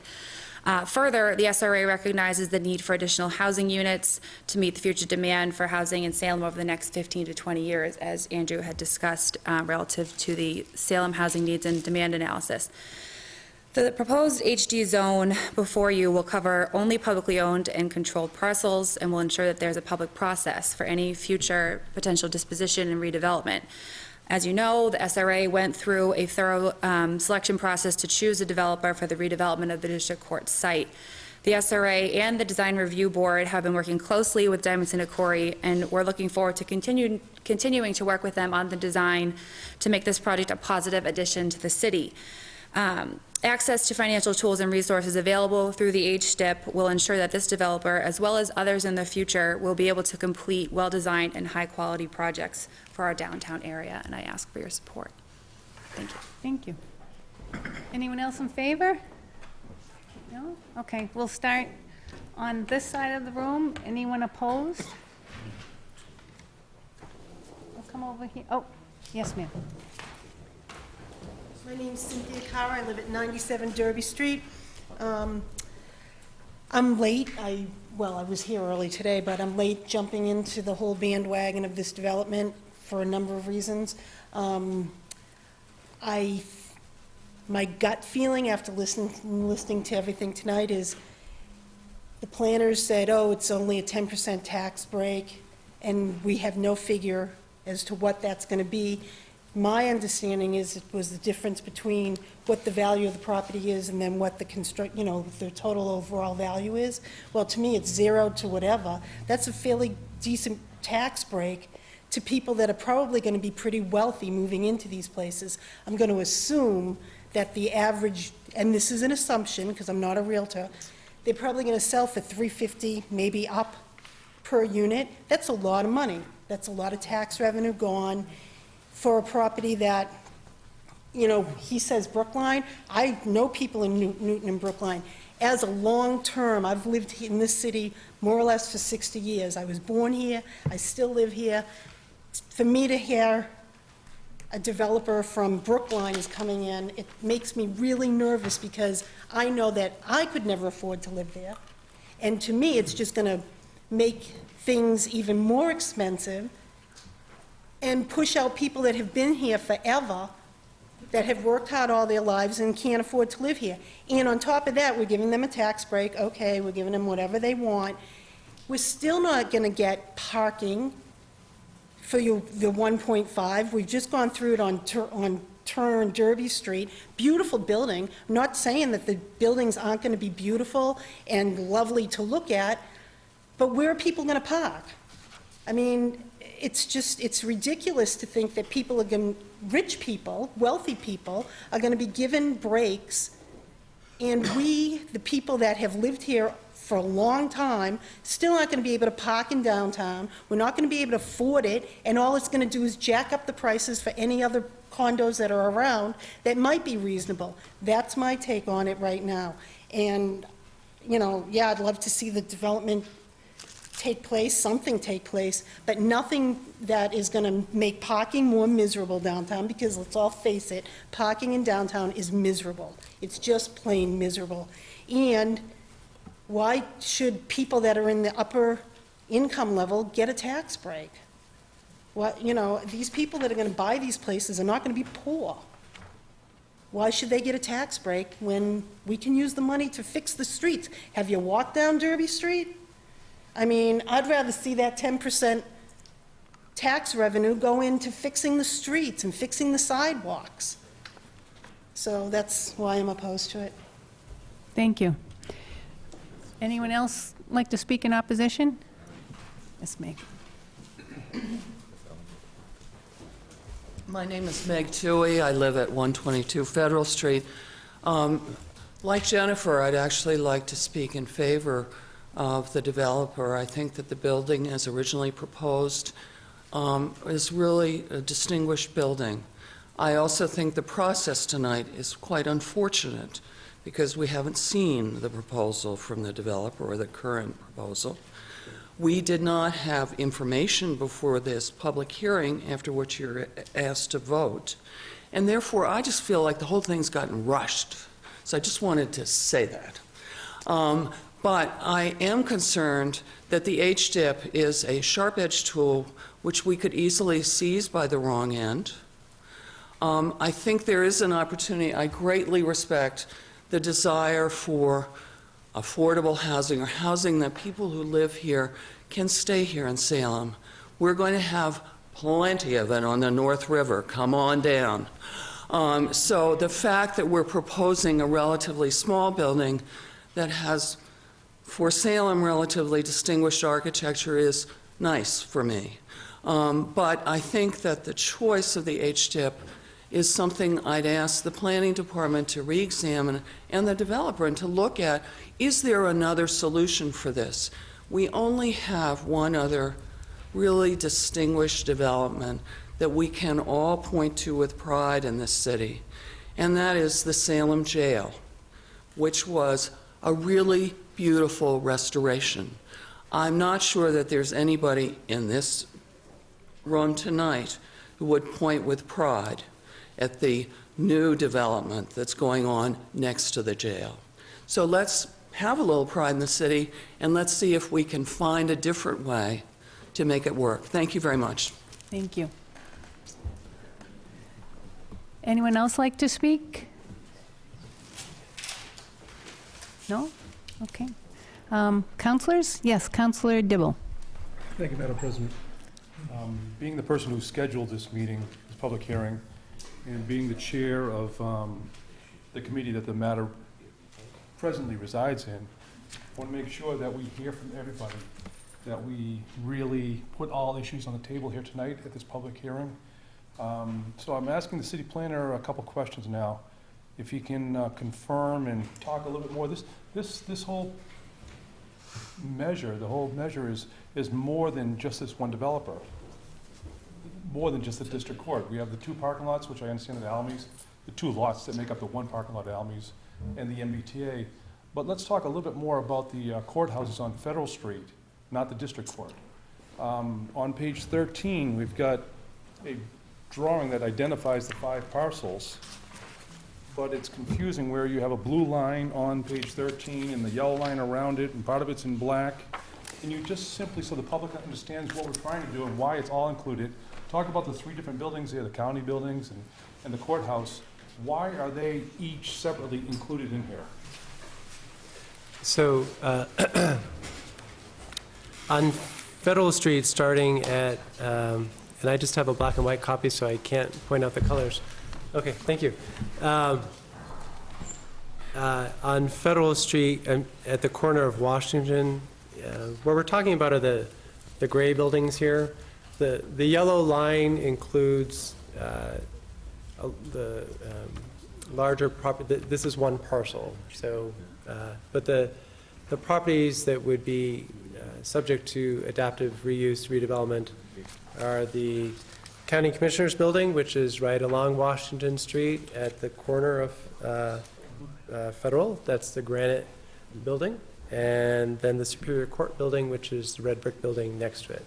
Those are the two properties that were subject to the legislation passed at the beginning of this year to transfer those properties to the Salem Redevelopment Authority. As part of that legislation, the Registry of Deeds will occupy about 18 to 20,000 square feet in the Superior Court building.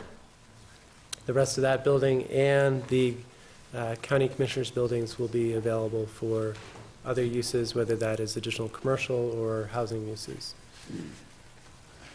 Thank you.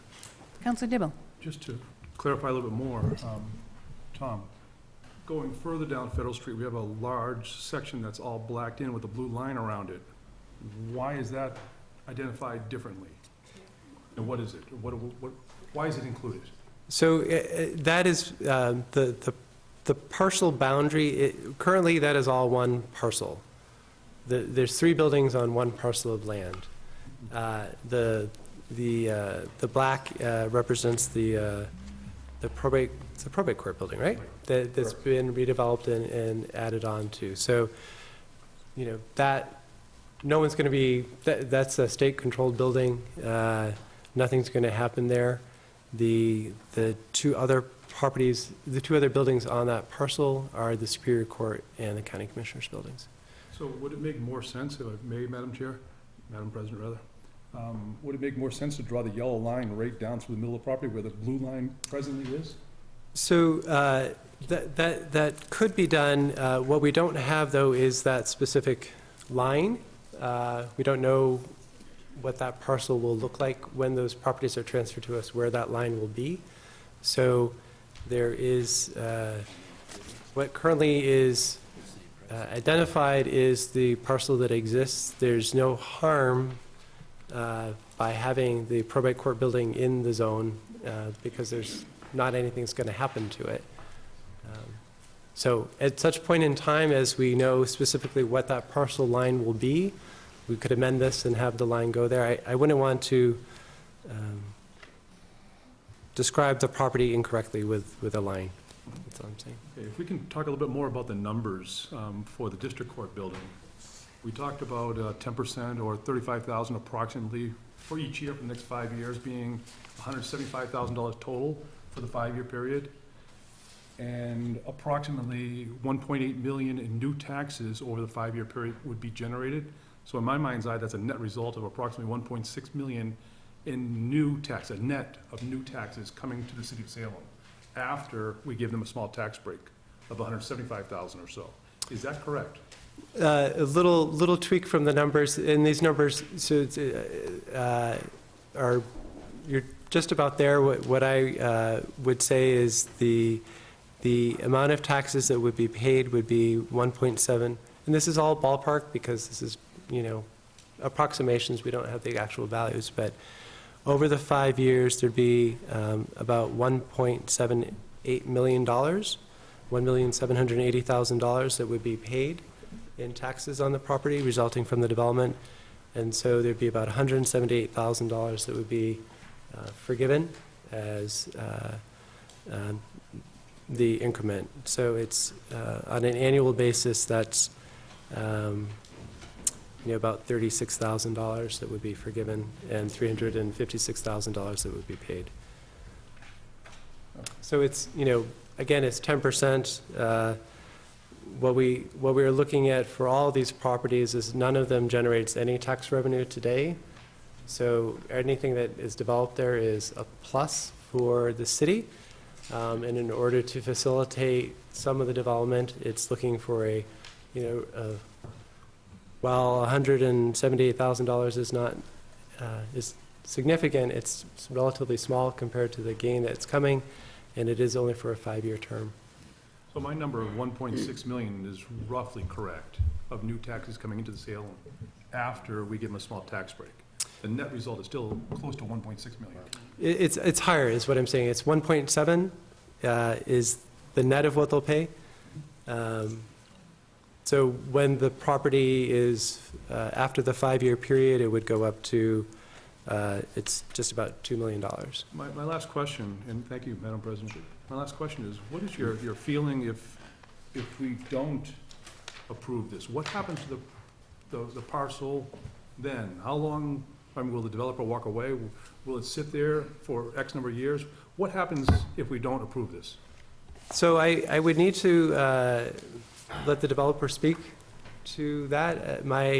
What I know to be true is that the project as currently envisioned could not proceed.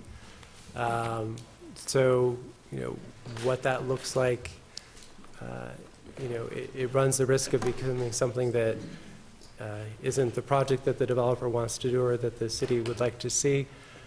What I will say is that the costs, and I believe I said this earlier, the $850,000 costs that they've encountered, which was, although there was known contamination on the property, the extent of that was not known. So through the due diligence period, as anyone would be doing, that's where they just, determined this $850,000 for just the building.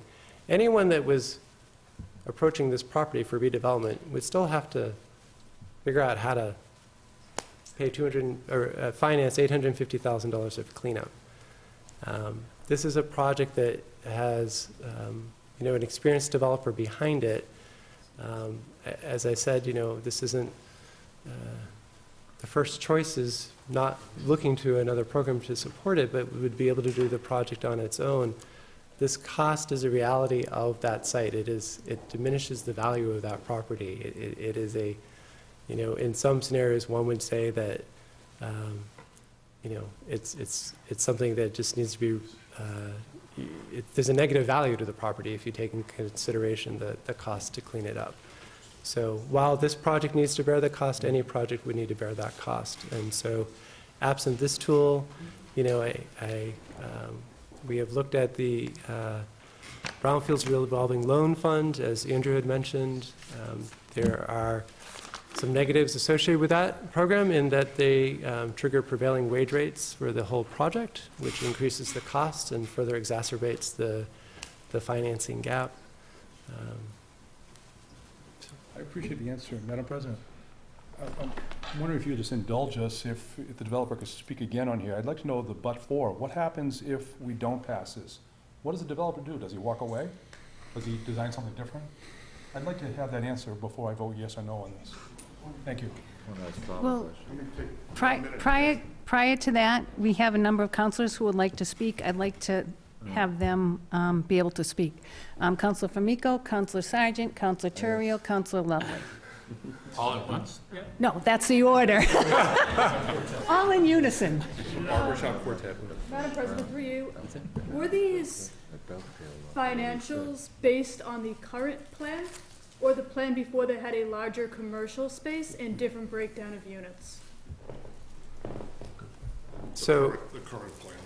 right, Okay, and then to dovetail on that, with that, I'd like to see new financial statements then, because with the return to RFP, we had a breakdown of how much construction was going to cost, how much the cleanup was going to cost, everything else, it was completely broken down. It showed what the sale was, everything else.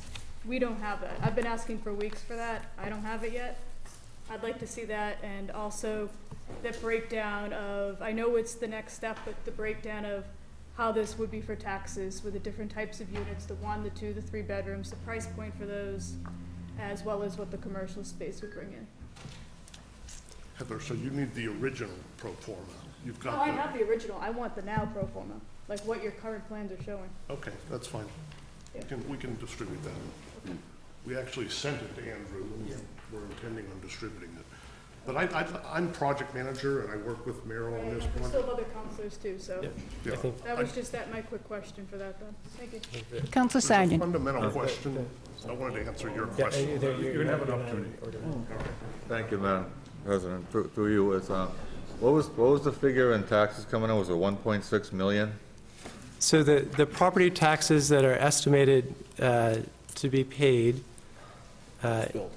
once built, and during the first 5 years, where if there was a tax increment exemption in place, the amount they'd be paying is about $1,780,000 Per year?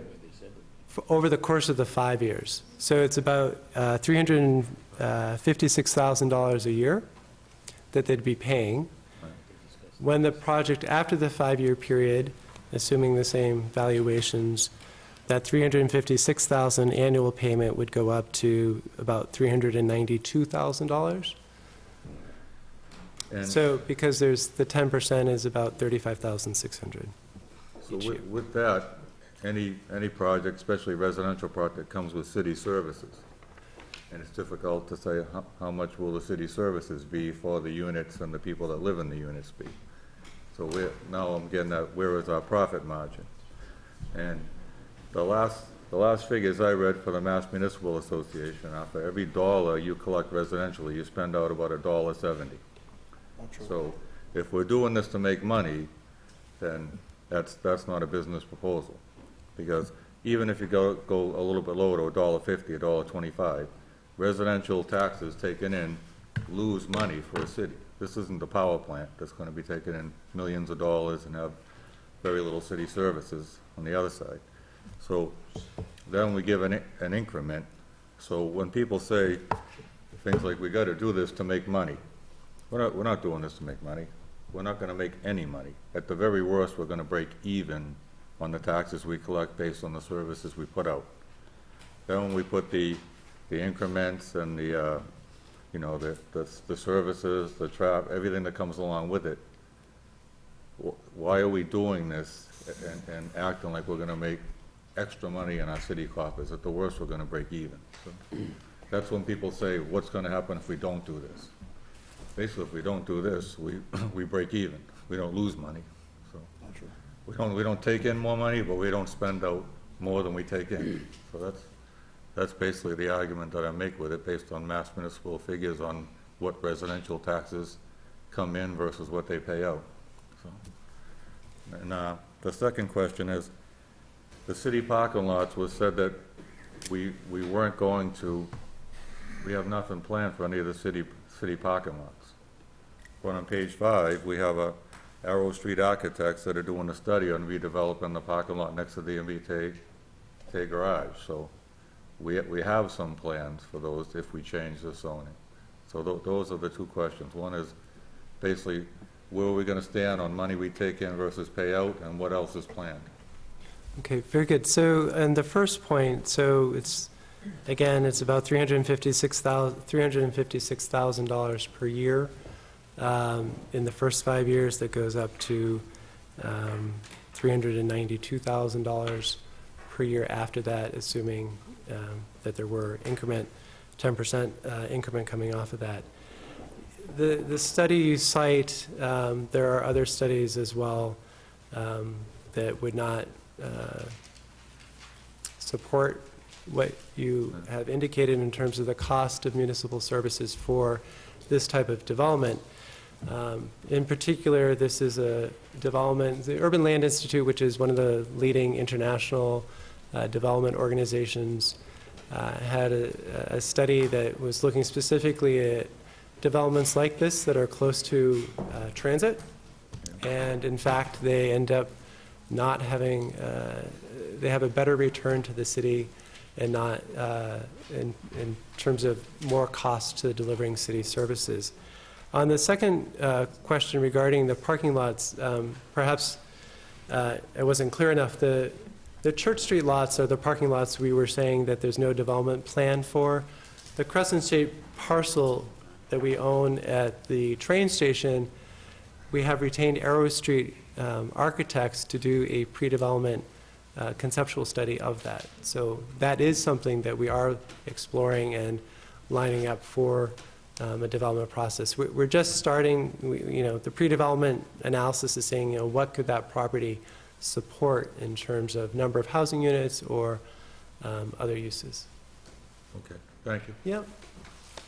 Councillor Turiel, Councillor Turiel, Councillor Lovely, Councillor McCarthy. Thank you, Madam President. I'll be really brief on this. So I see I absolutely see the merit overall of doing something like this. And I see as that's now called by the new terminology, qualified project expenditure, I see that necessity as being a tool that can be used to do development. What I don't really see a call for, especially when you're looking at market rate housing, I don't see where giving away a tax benefit, or what's now referred here as a tie, I don't see where that really helps us out, especially when you're dealing with market rate housing to begin with. Giving people who are relatively well-heeled an extra little break on their taxes for buying in a brand new development doesn't seem to make a lot of sense to me. The other thing I'll say to the general argument, I mean, this goes a lot of different directions about development, the cost of residential versus commercial, what the city I'm not looking for the city to make a profit to, run at a profit. We're not a business, and we should be pretty much neutral revenue-wise altogether in the end. By that measure, I mean, it's very simple math. If you live in residential property and you don't have kids, the city probably makes a little money on you. And if you've got kids and you send them to schools, then the city loses some money on you. And, I'm not planning on giving up my child because he's costing the city money. He'll give up on us himself and move out in a few years. But, and I don't think the members of the body here or members of the public who don't currently have children are going to run out to have them because, wow, they get a great deal from the city for it. So, I get the concern about how much city services cost, and how much, by that measure, a family that has 4 kids, we should be trying to keep them far, far away because we're just throwing money at them.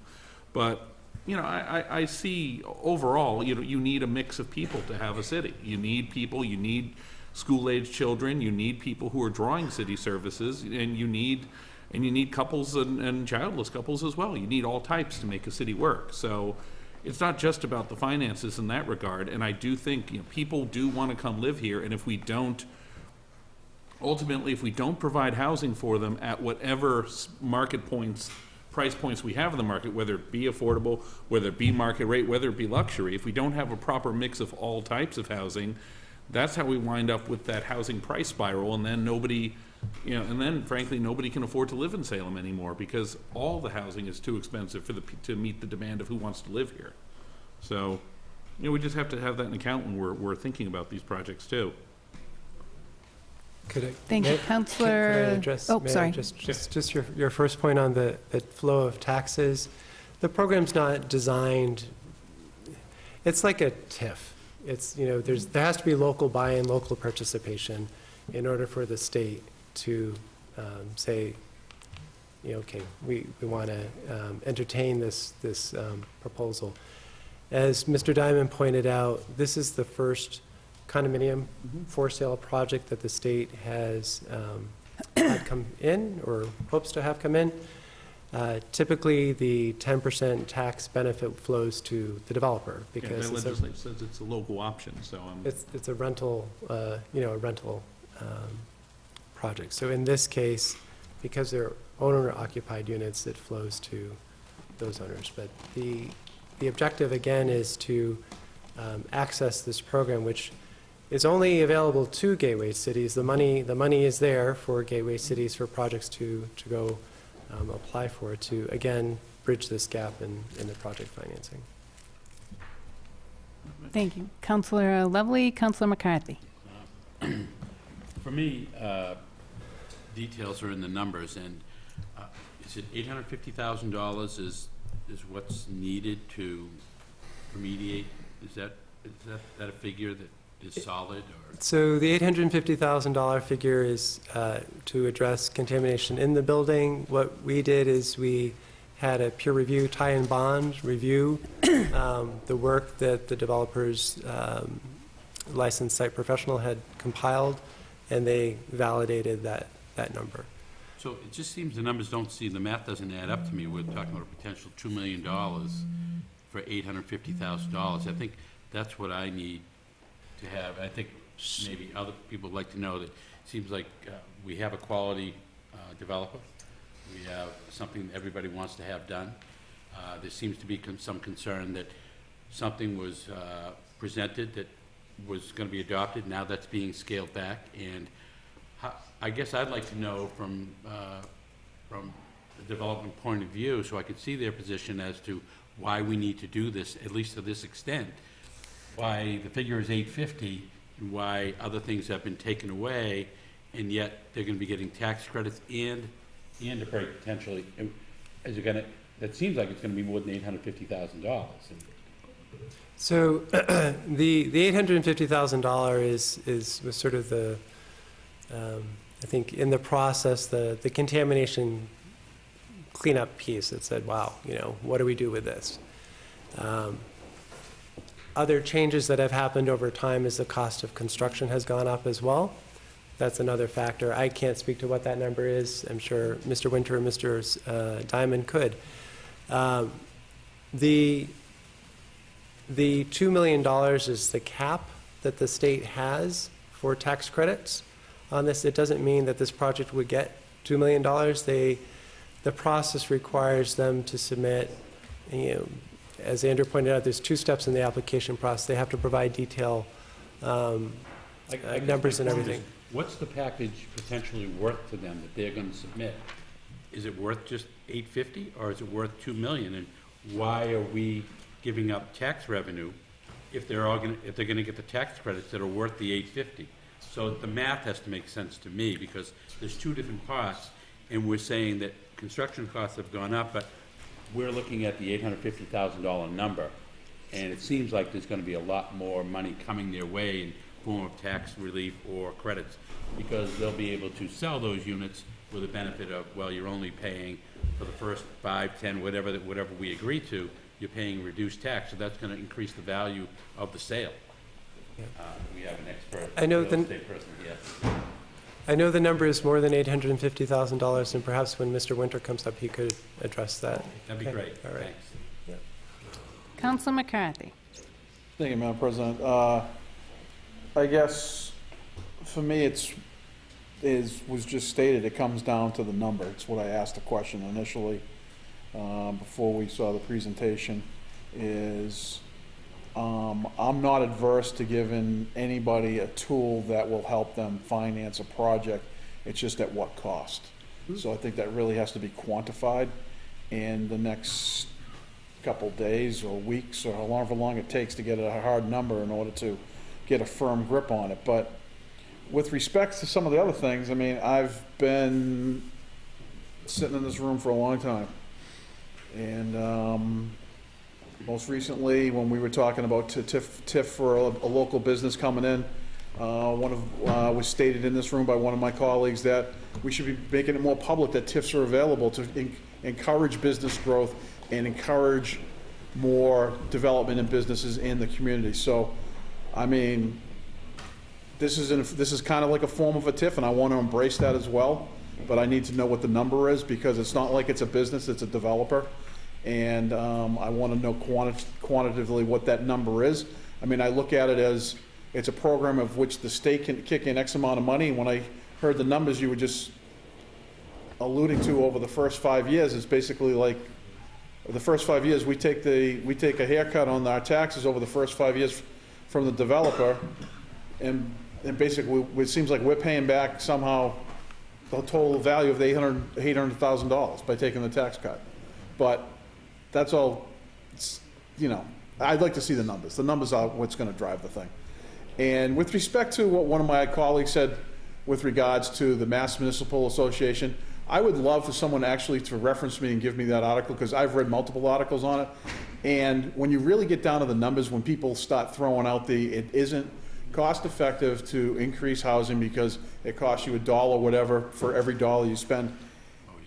You have to really read the article and read the whole article, but it gets into the whole fact that, yes, it will cost you more money if you also need to add schools in your school system, which we do not. Add police, fire, which we're almost at full complement. So that's a skewed number, and you have to really get into the whole thing because, you know, I love it when people throw out the argument, it's gonna cost you more money. I mean, we're gonna put a quantitative number on people living in the city on the value of whether or not we educate them or not.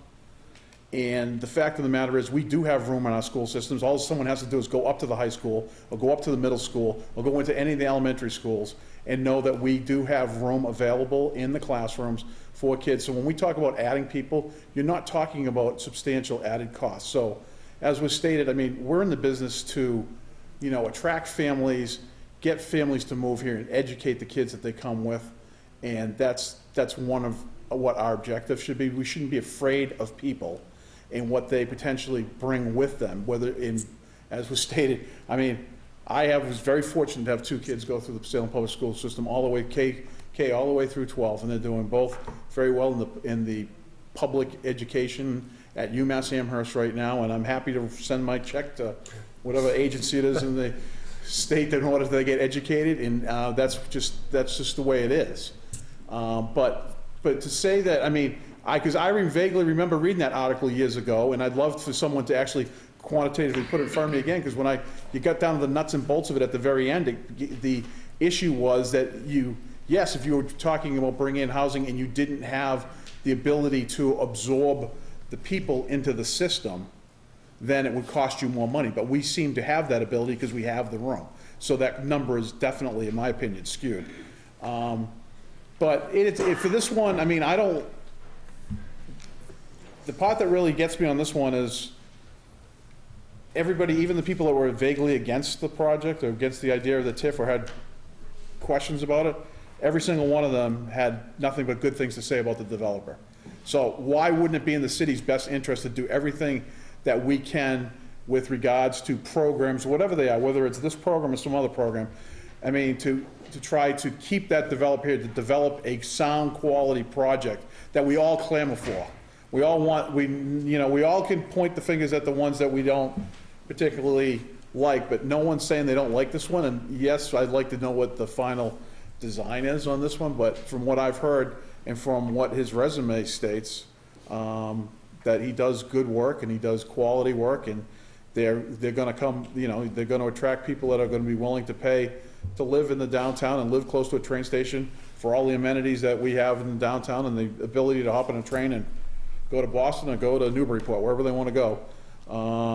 So I think that's important, but it's going to come down to a number. And I mean, you have to look at it as he's going to outlay some money. He's looking to outlay money that he wasn't planning to do, that he doesn't want to shortchange his project doing so. He wants to still put a quality project on that everyone will point to and say, that's done right. And how do we help him do that so that we as a city benefit from that? And if we could just get some numbers that actually show us that that's the right thing to do, that's where I think a lot of people are at. A lot of people don't want to, they want to know quantitative. So when someone from this, walking down the street, stops you and says, well, why are we trying to help that developer? Well, it's not that we're trying to help the developer. There was a lot of unforeseens. This is why we're doing it. We're not rezoning. We're giving them a finance tool that's going to help them. And in the long run, it's going to cost us this. People want to know what this is. And people want to know, we're going to receive this, and it's going to cost us this, but we're going to recoup it when. And that's what it comes down to. So, I mean, just the fact that the Good Ward 4 Councilor brought in a lot of questions relative to how the law has changed, I think that's going to tweak some of the numbers that we're talking about. I mean, especially with regards to the cost of the housing, what potentially they may want to put in their mix of housing, because it changes. The number went from a 10% over value to some formula. When he read it, I was like, what? I was like, someone's gonna have to take a math class to figure that one out. But I think it's spot on that it's gonna come down to the number. So I think that's what we really need. We need to see, I don't know, some sort of spreadsheet or something in front of us that says, this is what it's gonna cost. Counselor Sargent, and then we'll Thank hear you. from the developer. Thank you, Madam President. Just quickly, the point being that I was only trying to make is that when people see a project and say it's gonna take in $1 million in taxes, a lot of times that's presented as it's gonna be an extra $1 million, and it's talked about the project that's gonna lower your property tax bill, especially when there's a commercial project. So my only point being is that any time you take in money, you have to pay out services. So it's not as if that money's coming in extra. There's no, nothing against people having children, people going to schools, people coming into town, who, what, when, where, or why they come into town. The only point being made is that when you take money in, you don't get it for free. You have to give somebody a service in return. That's the only point I was trying to make, and I wish we could keep it to that. Thank you. Thank you, Counselor. And if the developer can answer some of the, you had some answers for some of the counselor's questions, I think? Yeah, we've sent to Andrew as of this morning the latest financials. My name's Greg Winter. I serve as project manager on the project. So Heather, you requested them. We'll get the whole council the pro forma so that you have a sense for all the numbers. The $2 million is pre-syndication. There's a syndication fee anywhere from 10 to 15 cents on the dollar. So you realize somewhere between $1.7 million and $1.8 million if you apply for $2 million, just so you know that issue. I've served as project manager on over $3 billion of real estate, Prudential Center in Boston, the West End in Boston, numerous projects in New York. Every residential project has a public-private partnership that I've ever worked on. In New York, you get 10 years of tax forbearance in certain districts. In the city of Manchester, we did a deal where the city council bonded $3 million, built a public parking garage that a developer of 202 residential units could then use, and the net income from that garage went to supplement the residential pro forma. John Drew I worked with on that project. It's the Elm Street project. Prudential Center, Prudential bought 32 acres that was an old railroad yard in 1955. It was the first major development in Boston since the First World War. Michael Curley, who was a confiscatory mayor, you know, and was a pretty tough mayor, had a tax policy that wasn't very attractive. Prudential ended up flooding the site for 2 years after putting foundations in until they got a tax certainty in the form of 20% of gross income. It's called Chapter 121A of the Mass General Laws. So if you go to New York, you're getting 10 years of tax forbearance. You go to Manchester, you're getting a $3 million bond the city council funded to create 202 residential units. Those 202 families are then shopping in the downtown, and as Jane Jacobs would say, making a lively, safe downtown where people want to have it. We want to be totally transparent. So, you know, the numbers will get you the pro forma. We'll make sure that, you know, your questions are addressed. And, you know, I think the key is we'll feed it through Andrew and Tom so that, you know, everybody's coordinated as we get it. But, you know, I appreciate you considering this. It's a very important project, I think, for the city of Salem. I wrote the RFP result that was the Malden Center Jefferson apartment deal. And it began as a 250-unit apartment deal. It's now grown to about a 350-unit apartment deal. It's going to transform downtown Malden. You know, that's another case study where you have a public-private partnership to make a project work. They're going to master plan a new city hall in that project, and they're going to take down the existing city hall and put 40,000 square foot lease for a new city hall. You know, development is not an easy business, and, you know, the capital markets are tough in terms of their expectations on a risk-adjusted return. You know, capital is deployed with a risk-adjusted return, and condo projects have a very high risk profile. So the current return is about a 7% return on this, which is a very, very marginal return. You know, and you know, if you have other questions, feel free to let us know. We want to be totally transparent with you, okay? Thank you. Counselor Dibble. Yes, thank you, Madam President. I think the one question that I posed that got him up here was missed. If we could find out for the but-for, what does the developer propose to do if we don't pass this? If this doesn't pass, the development doesn't work. You know, we can only make certain assumptions on sales. You have to have comparable sales for a bank to underwrite a loan. You know, when we wrote the RFP response, we did not know there was 850,000 of contamination in the building. We then did 14 geoprobes. We found out there was a gas station called a lubritorium for 40 years on this site. And that's why the underground parking garage was originally the entire site, and then we backed off where there's contaminated soil, because that's millions of dollars to remediate hydrocarbon contaminated soil from a gas station. So I'll let Merrill address What happens if? What happens if you don't pass it. Is that okay? I think that's been addressed. I think you answered the question. Can I answer about can I just expand on what happens if this isn't voted on and whether we'll continue on, or is that not? I believe the question, what was your question, Counselor Dibble? Was it the but-for, what happens if this doesn't pass? Exactly. What Okay. does the developer do? Okay. As the developer, I'd like to hear from him. Okay. Thank you. 1 First, minute. I'm not a Brookline developer. I grew up in Poughkeepsie, New York, and my father was a janitor in a handbag factory, so I'm sensitive to all income levels.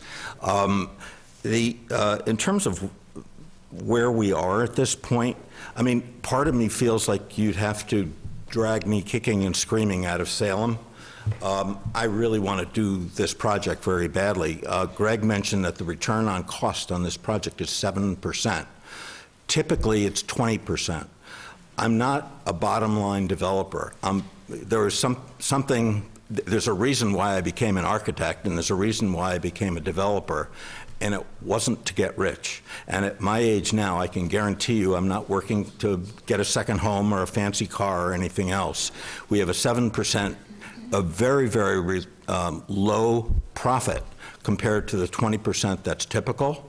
But we want to do this project because we think it's an important project, as important as any we've done. In terms of what happens if you vote it down, I mean, there's an $800,000 gap. The only hope would be to continue on, would be to cheapen the building, if you will. I mean, we have to make up that $800,000 somewhere. It's not in the pro forma, which is showing only a 7% profit instead of 20.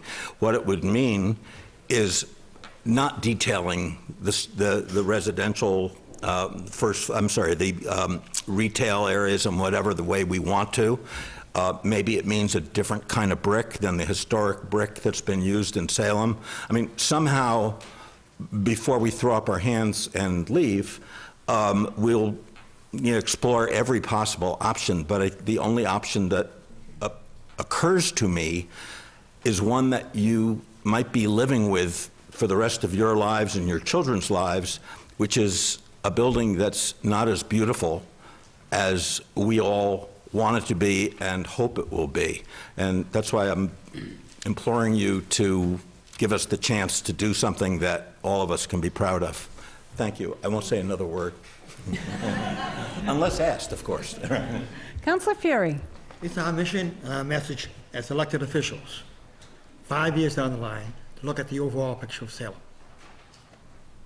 We have an opportunity tonight to put Salem on the map and do a distinct service to the future. Salem is well recognized as a city that has 15% subsidized and low-income housing. Most cities and towns are not nearly that threshold. Linfield, Swampscott, Marblehead. Look at the cities and towns. We have our quota, and now we have an opportunity to have people come in and move into the downtown area, the SRA district, that may be able to afford these, a window on Main Street, to make Salem a thriving city.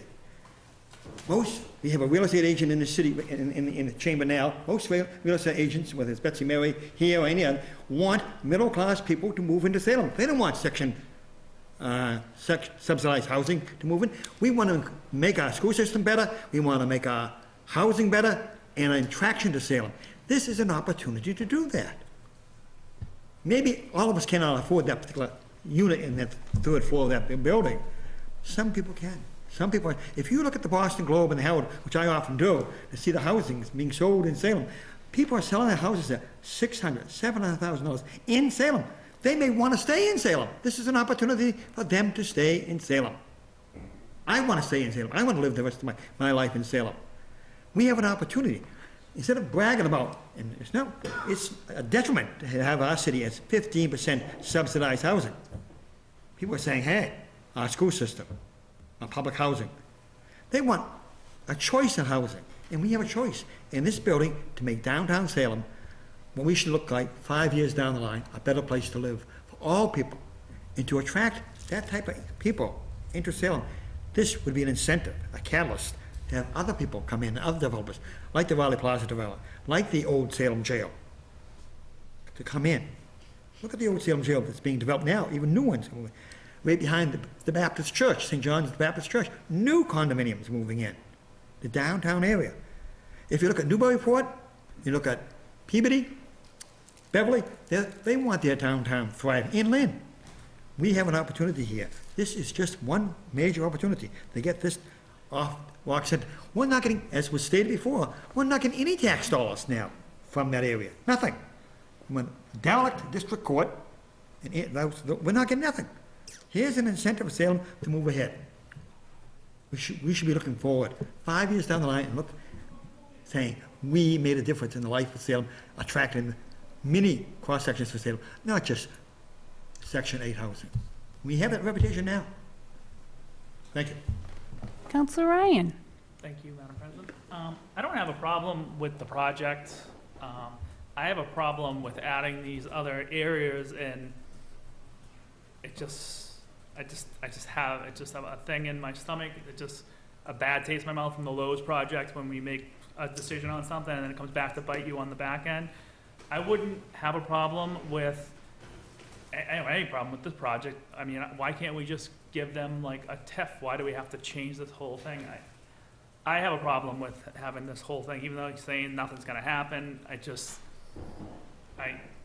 can't support it if it's gonna go like this. I mean, I don't have any problem with the project. I don't have a problem with giving them a TIF because I understand it's contaminated. It's a black hole. If you start digging in there with 21Es and stuff, when you start digging, you don't know what you're getting into until you start actually digging up the property. The whole company could go bankrupt and then be on the line for everything that needs to be cleaned up. I understand that. And according to the developer's resume, I mean, he does everything first class. And I'd like to see this project in there. I just don't like the way this thing is developed. Just from my experience about 10 years ago with the Lowe's project when we did the zoning change and it came back to bite us on a project we weren't even looking at. And that's where I have a problem. I don't have any problem if we could find a way to do a TIF and give it to them to help them make the project work. I just have a problem with including these other things because down the road, it could come back to bite us. And even though they say it's not gonna, it usually does. Any other questions? Any other councilors? Councilor Gerard. Thank you, Madam President. I think that, like what my colleague to my right was saying, that I think that this could be a really great project, that when we think about taxes, when we think about revenues, we have to realize that if we don't have more development, and smart development, if we don't have more housing and costs continue to rise, costs don't decrease, then we're all gonna have to pay more in taxes. And this is an opportunity for us to get some taxes on the rolls from this development. I think it really does sound like a great, sounds exciting to me. I think that it would be easier for me to say yes once we get a copy of the newest pro forma. I think just to be able to really look more closely at the numbers and to better understand this. But overall, I'm hopeful that this will go forward. Councilor Turiel. Thank you, Madam President. I just have a procedural question at this point. I think we've, had enough discussion on it for the time being. We're going to be awaiting. We have the public hearing tonight, which we would have to close since we've caused this. I know this goes back to committee tomorrow night. my thinking is that because we're going to be awaiting financials and other information from the developer, that that tomorrow night's committee meeting would be basically pro forma just to keep it in committee since it's already scheduled, so that we could get the data from the developer and from the planning department that we've all asked for, and then be able to act on it, hopefully, potentially before the second February meeting next week, or by the, or by the March one, and schedule a committee meeting accordingly. So I think that's the path. I just kind of wanted to lay that out and see if that's what kind of seems to make sense here. Councillor Epley, and then I'm going to ask Councillor Dibble to comment on that also. Procedurally, I agree with my colleague. What could potentially get me in favor of HDIP in general would be to reopen the RFP. My problem with this is process from the beginning. If this were reopened for an RFP, everyone would have the same set of criteria. They would know the full 9 yards, and we could have that discussion about HDIP. But I'm not in favor of HDIP at this time. I think it's a great tool. I do want to see more housing opportunities downtown. This could be part of that. But for this particular project, I don't think that however it was handled, where we are now, I think that's the fairest thing to do. Thank you, Councillor. Councillor Dibble? Thank you, Madam President. Clearly, we have a lot of questions. My goal was to have this come before the committee tomorrow night and have it remanded back to the full city council to vote up or down, either way. But we still had a lot more questions with a lot more information that's due to us, which was, I'm saddened by that. I thought that this would move right along. So I guess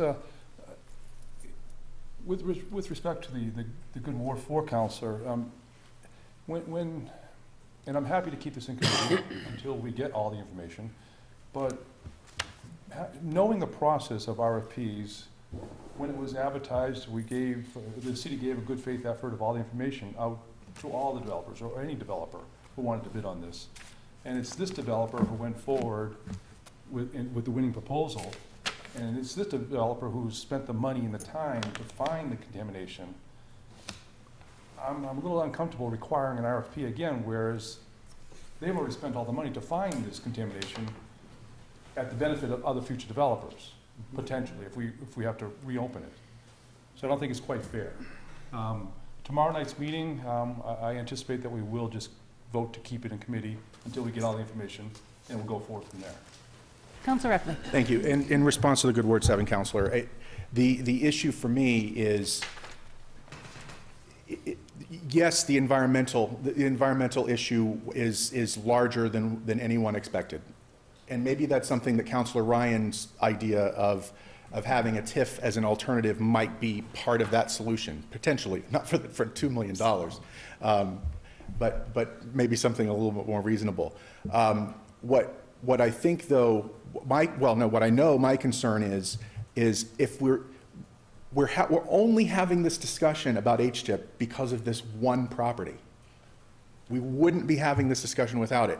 We're being asked to now open up 5 different properties and potentially have this new financing tool available. That wasn't available back when the original RFP happened. So that's what I'm talking about, Madam President, about having a full and fair, equitable process where we have this new financing option available. That's where I think that the fairness lacks, because there were 2 other applicants and whoever else who could have known at that time that could have had that financing option available if we chose to do it prior to the RFP.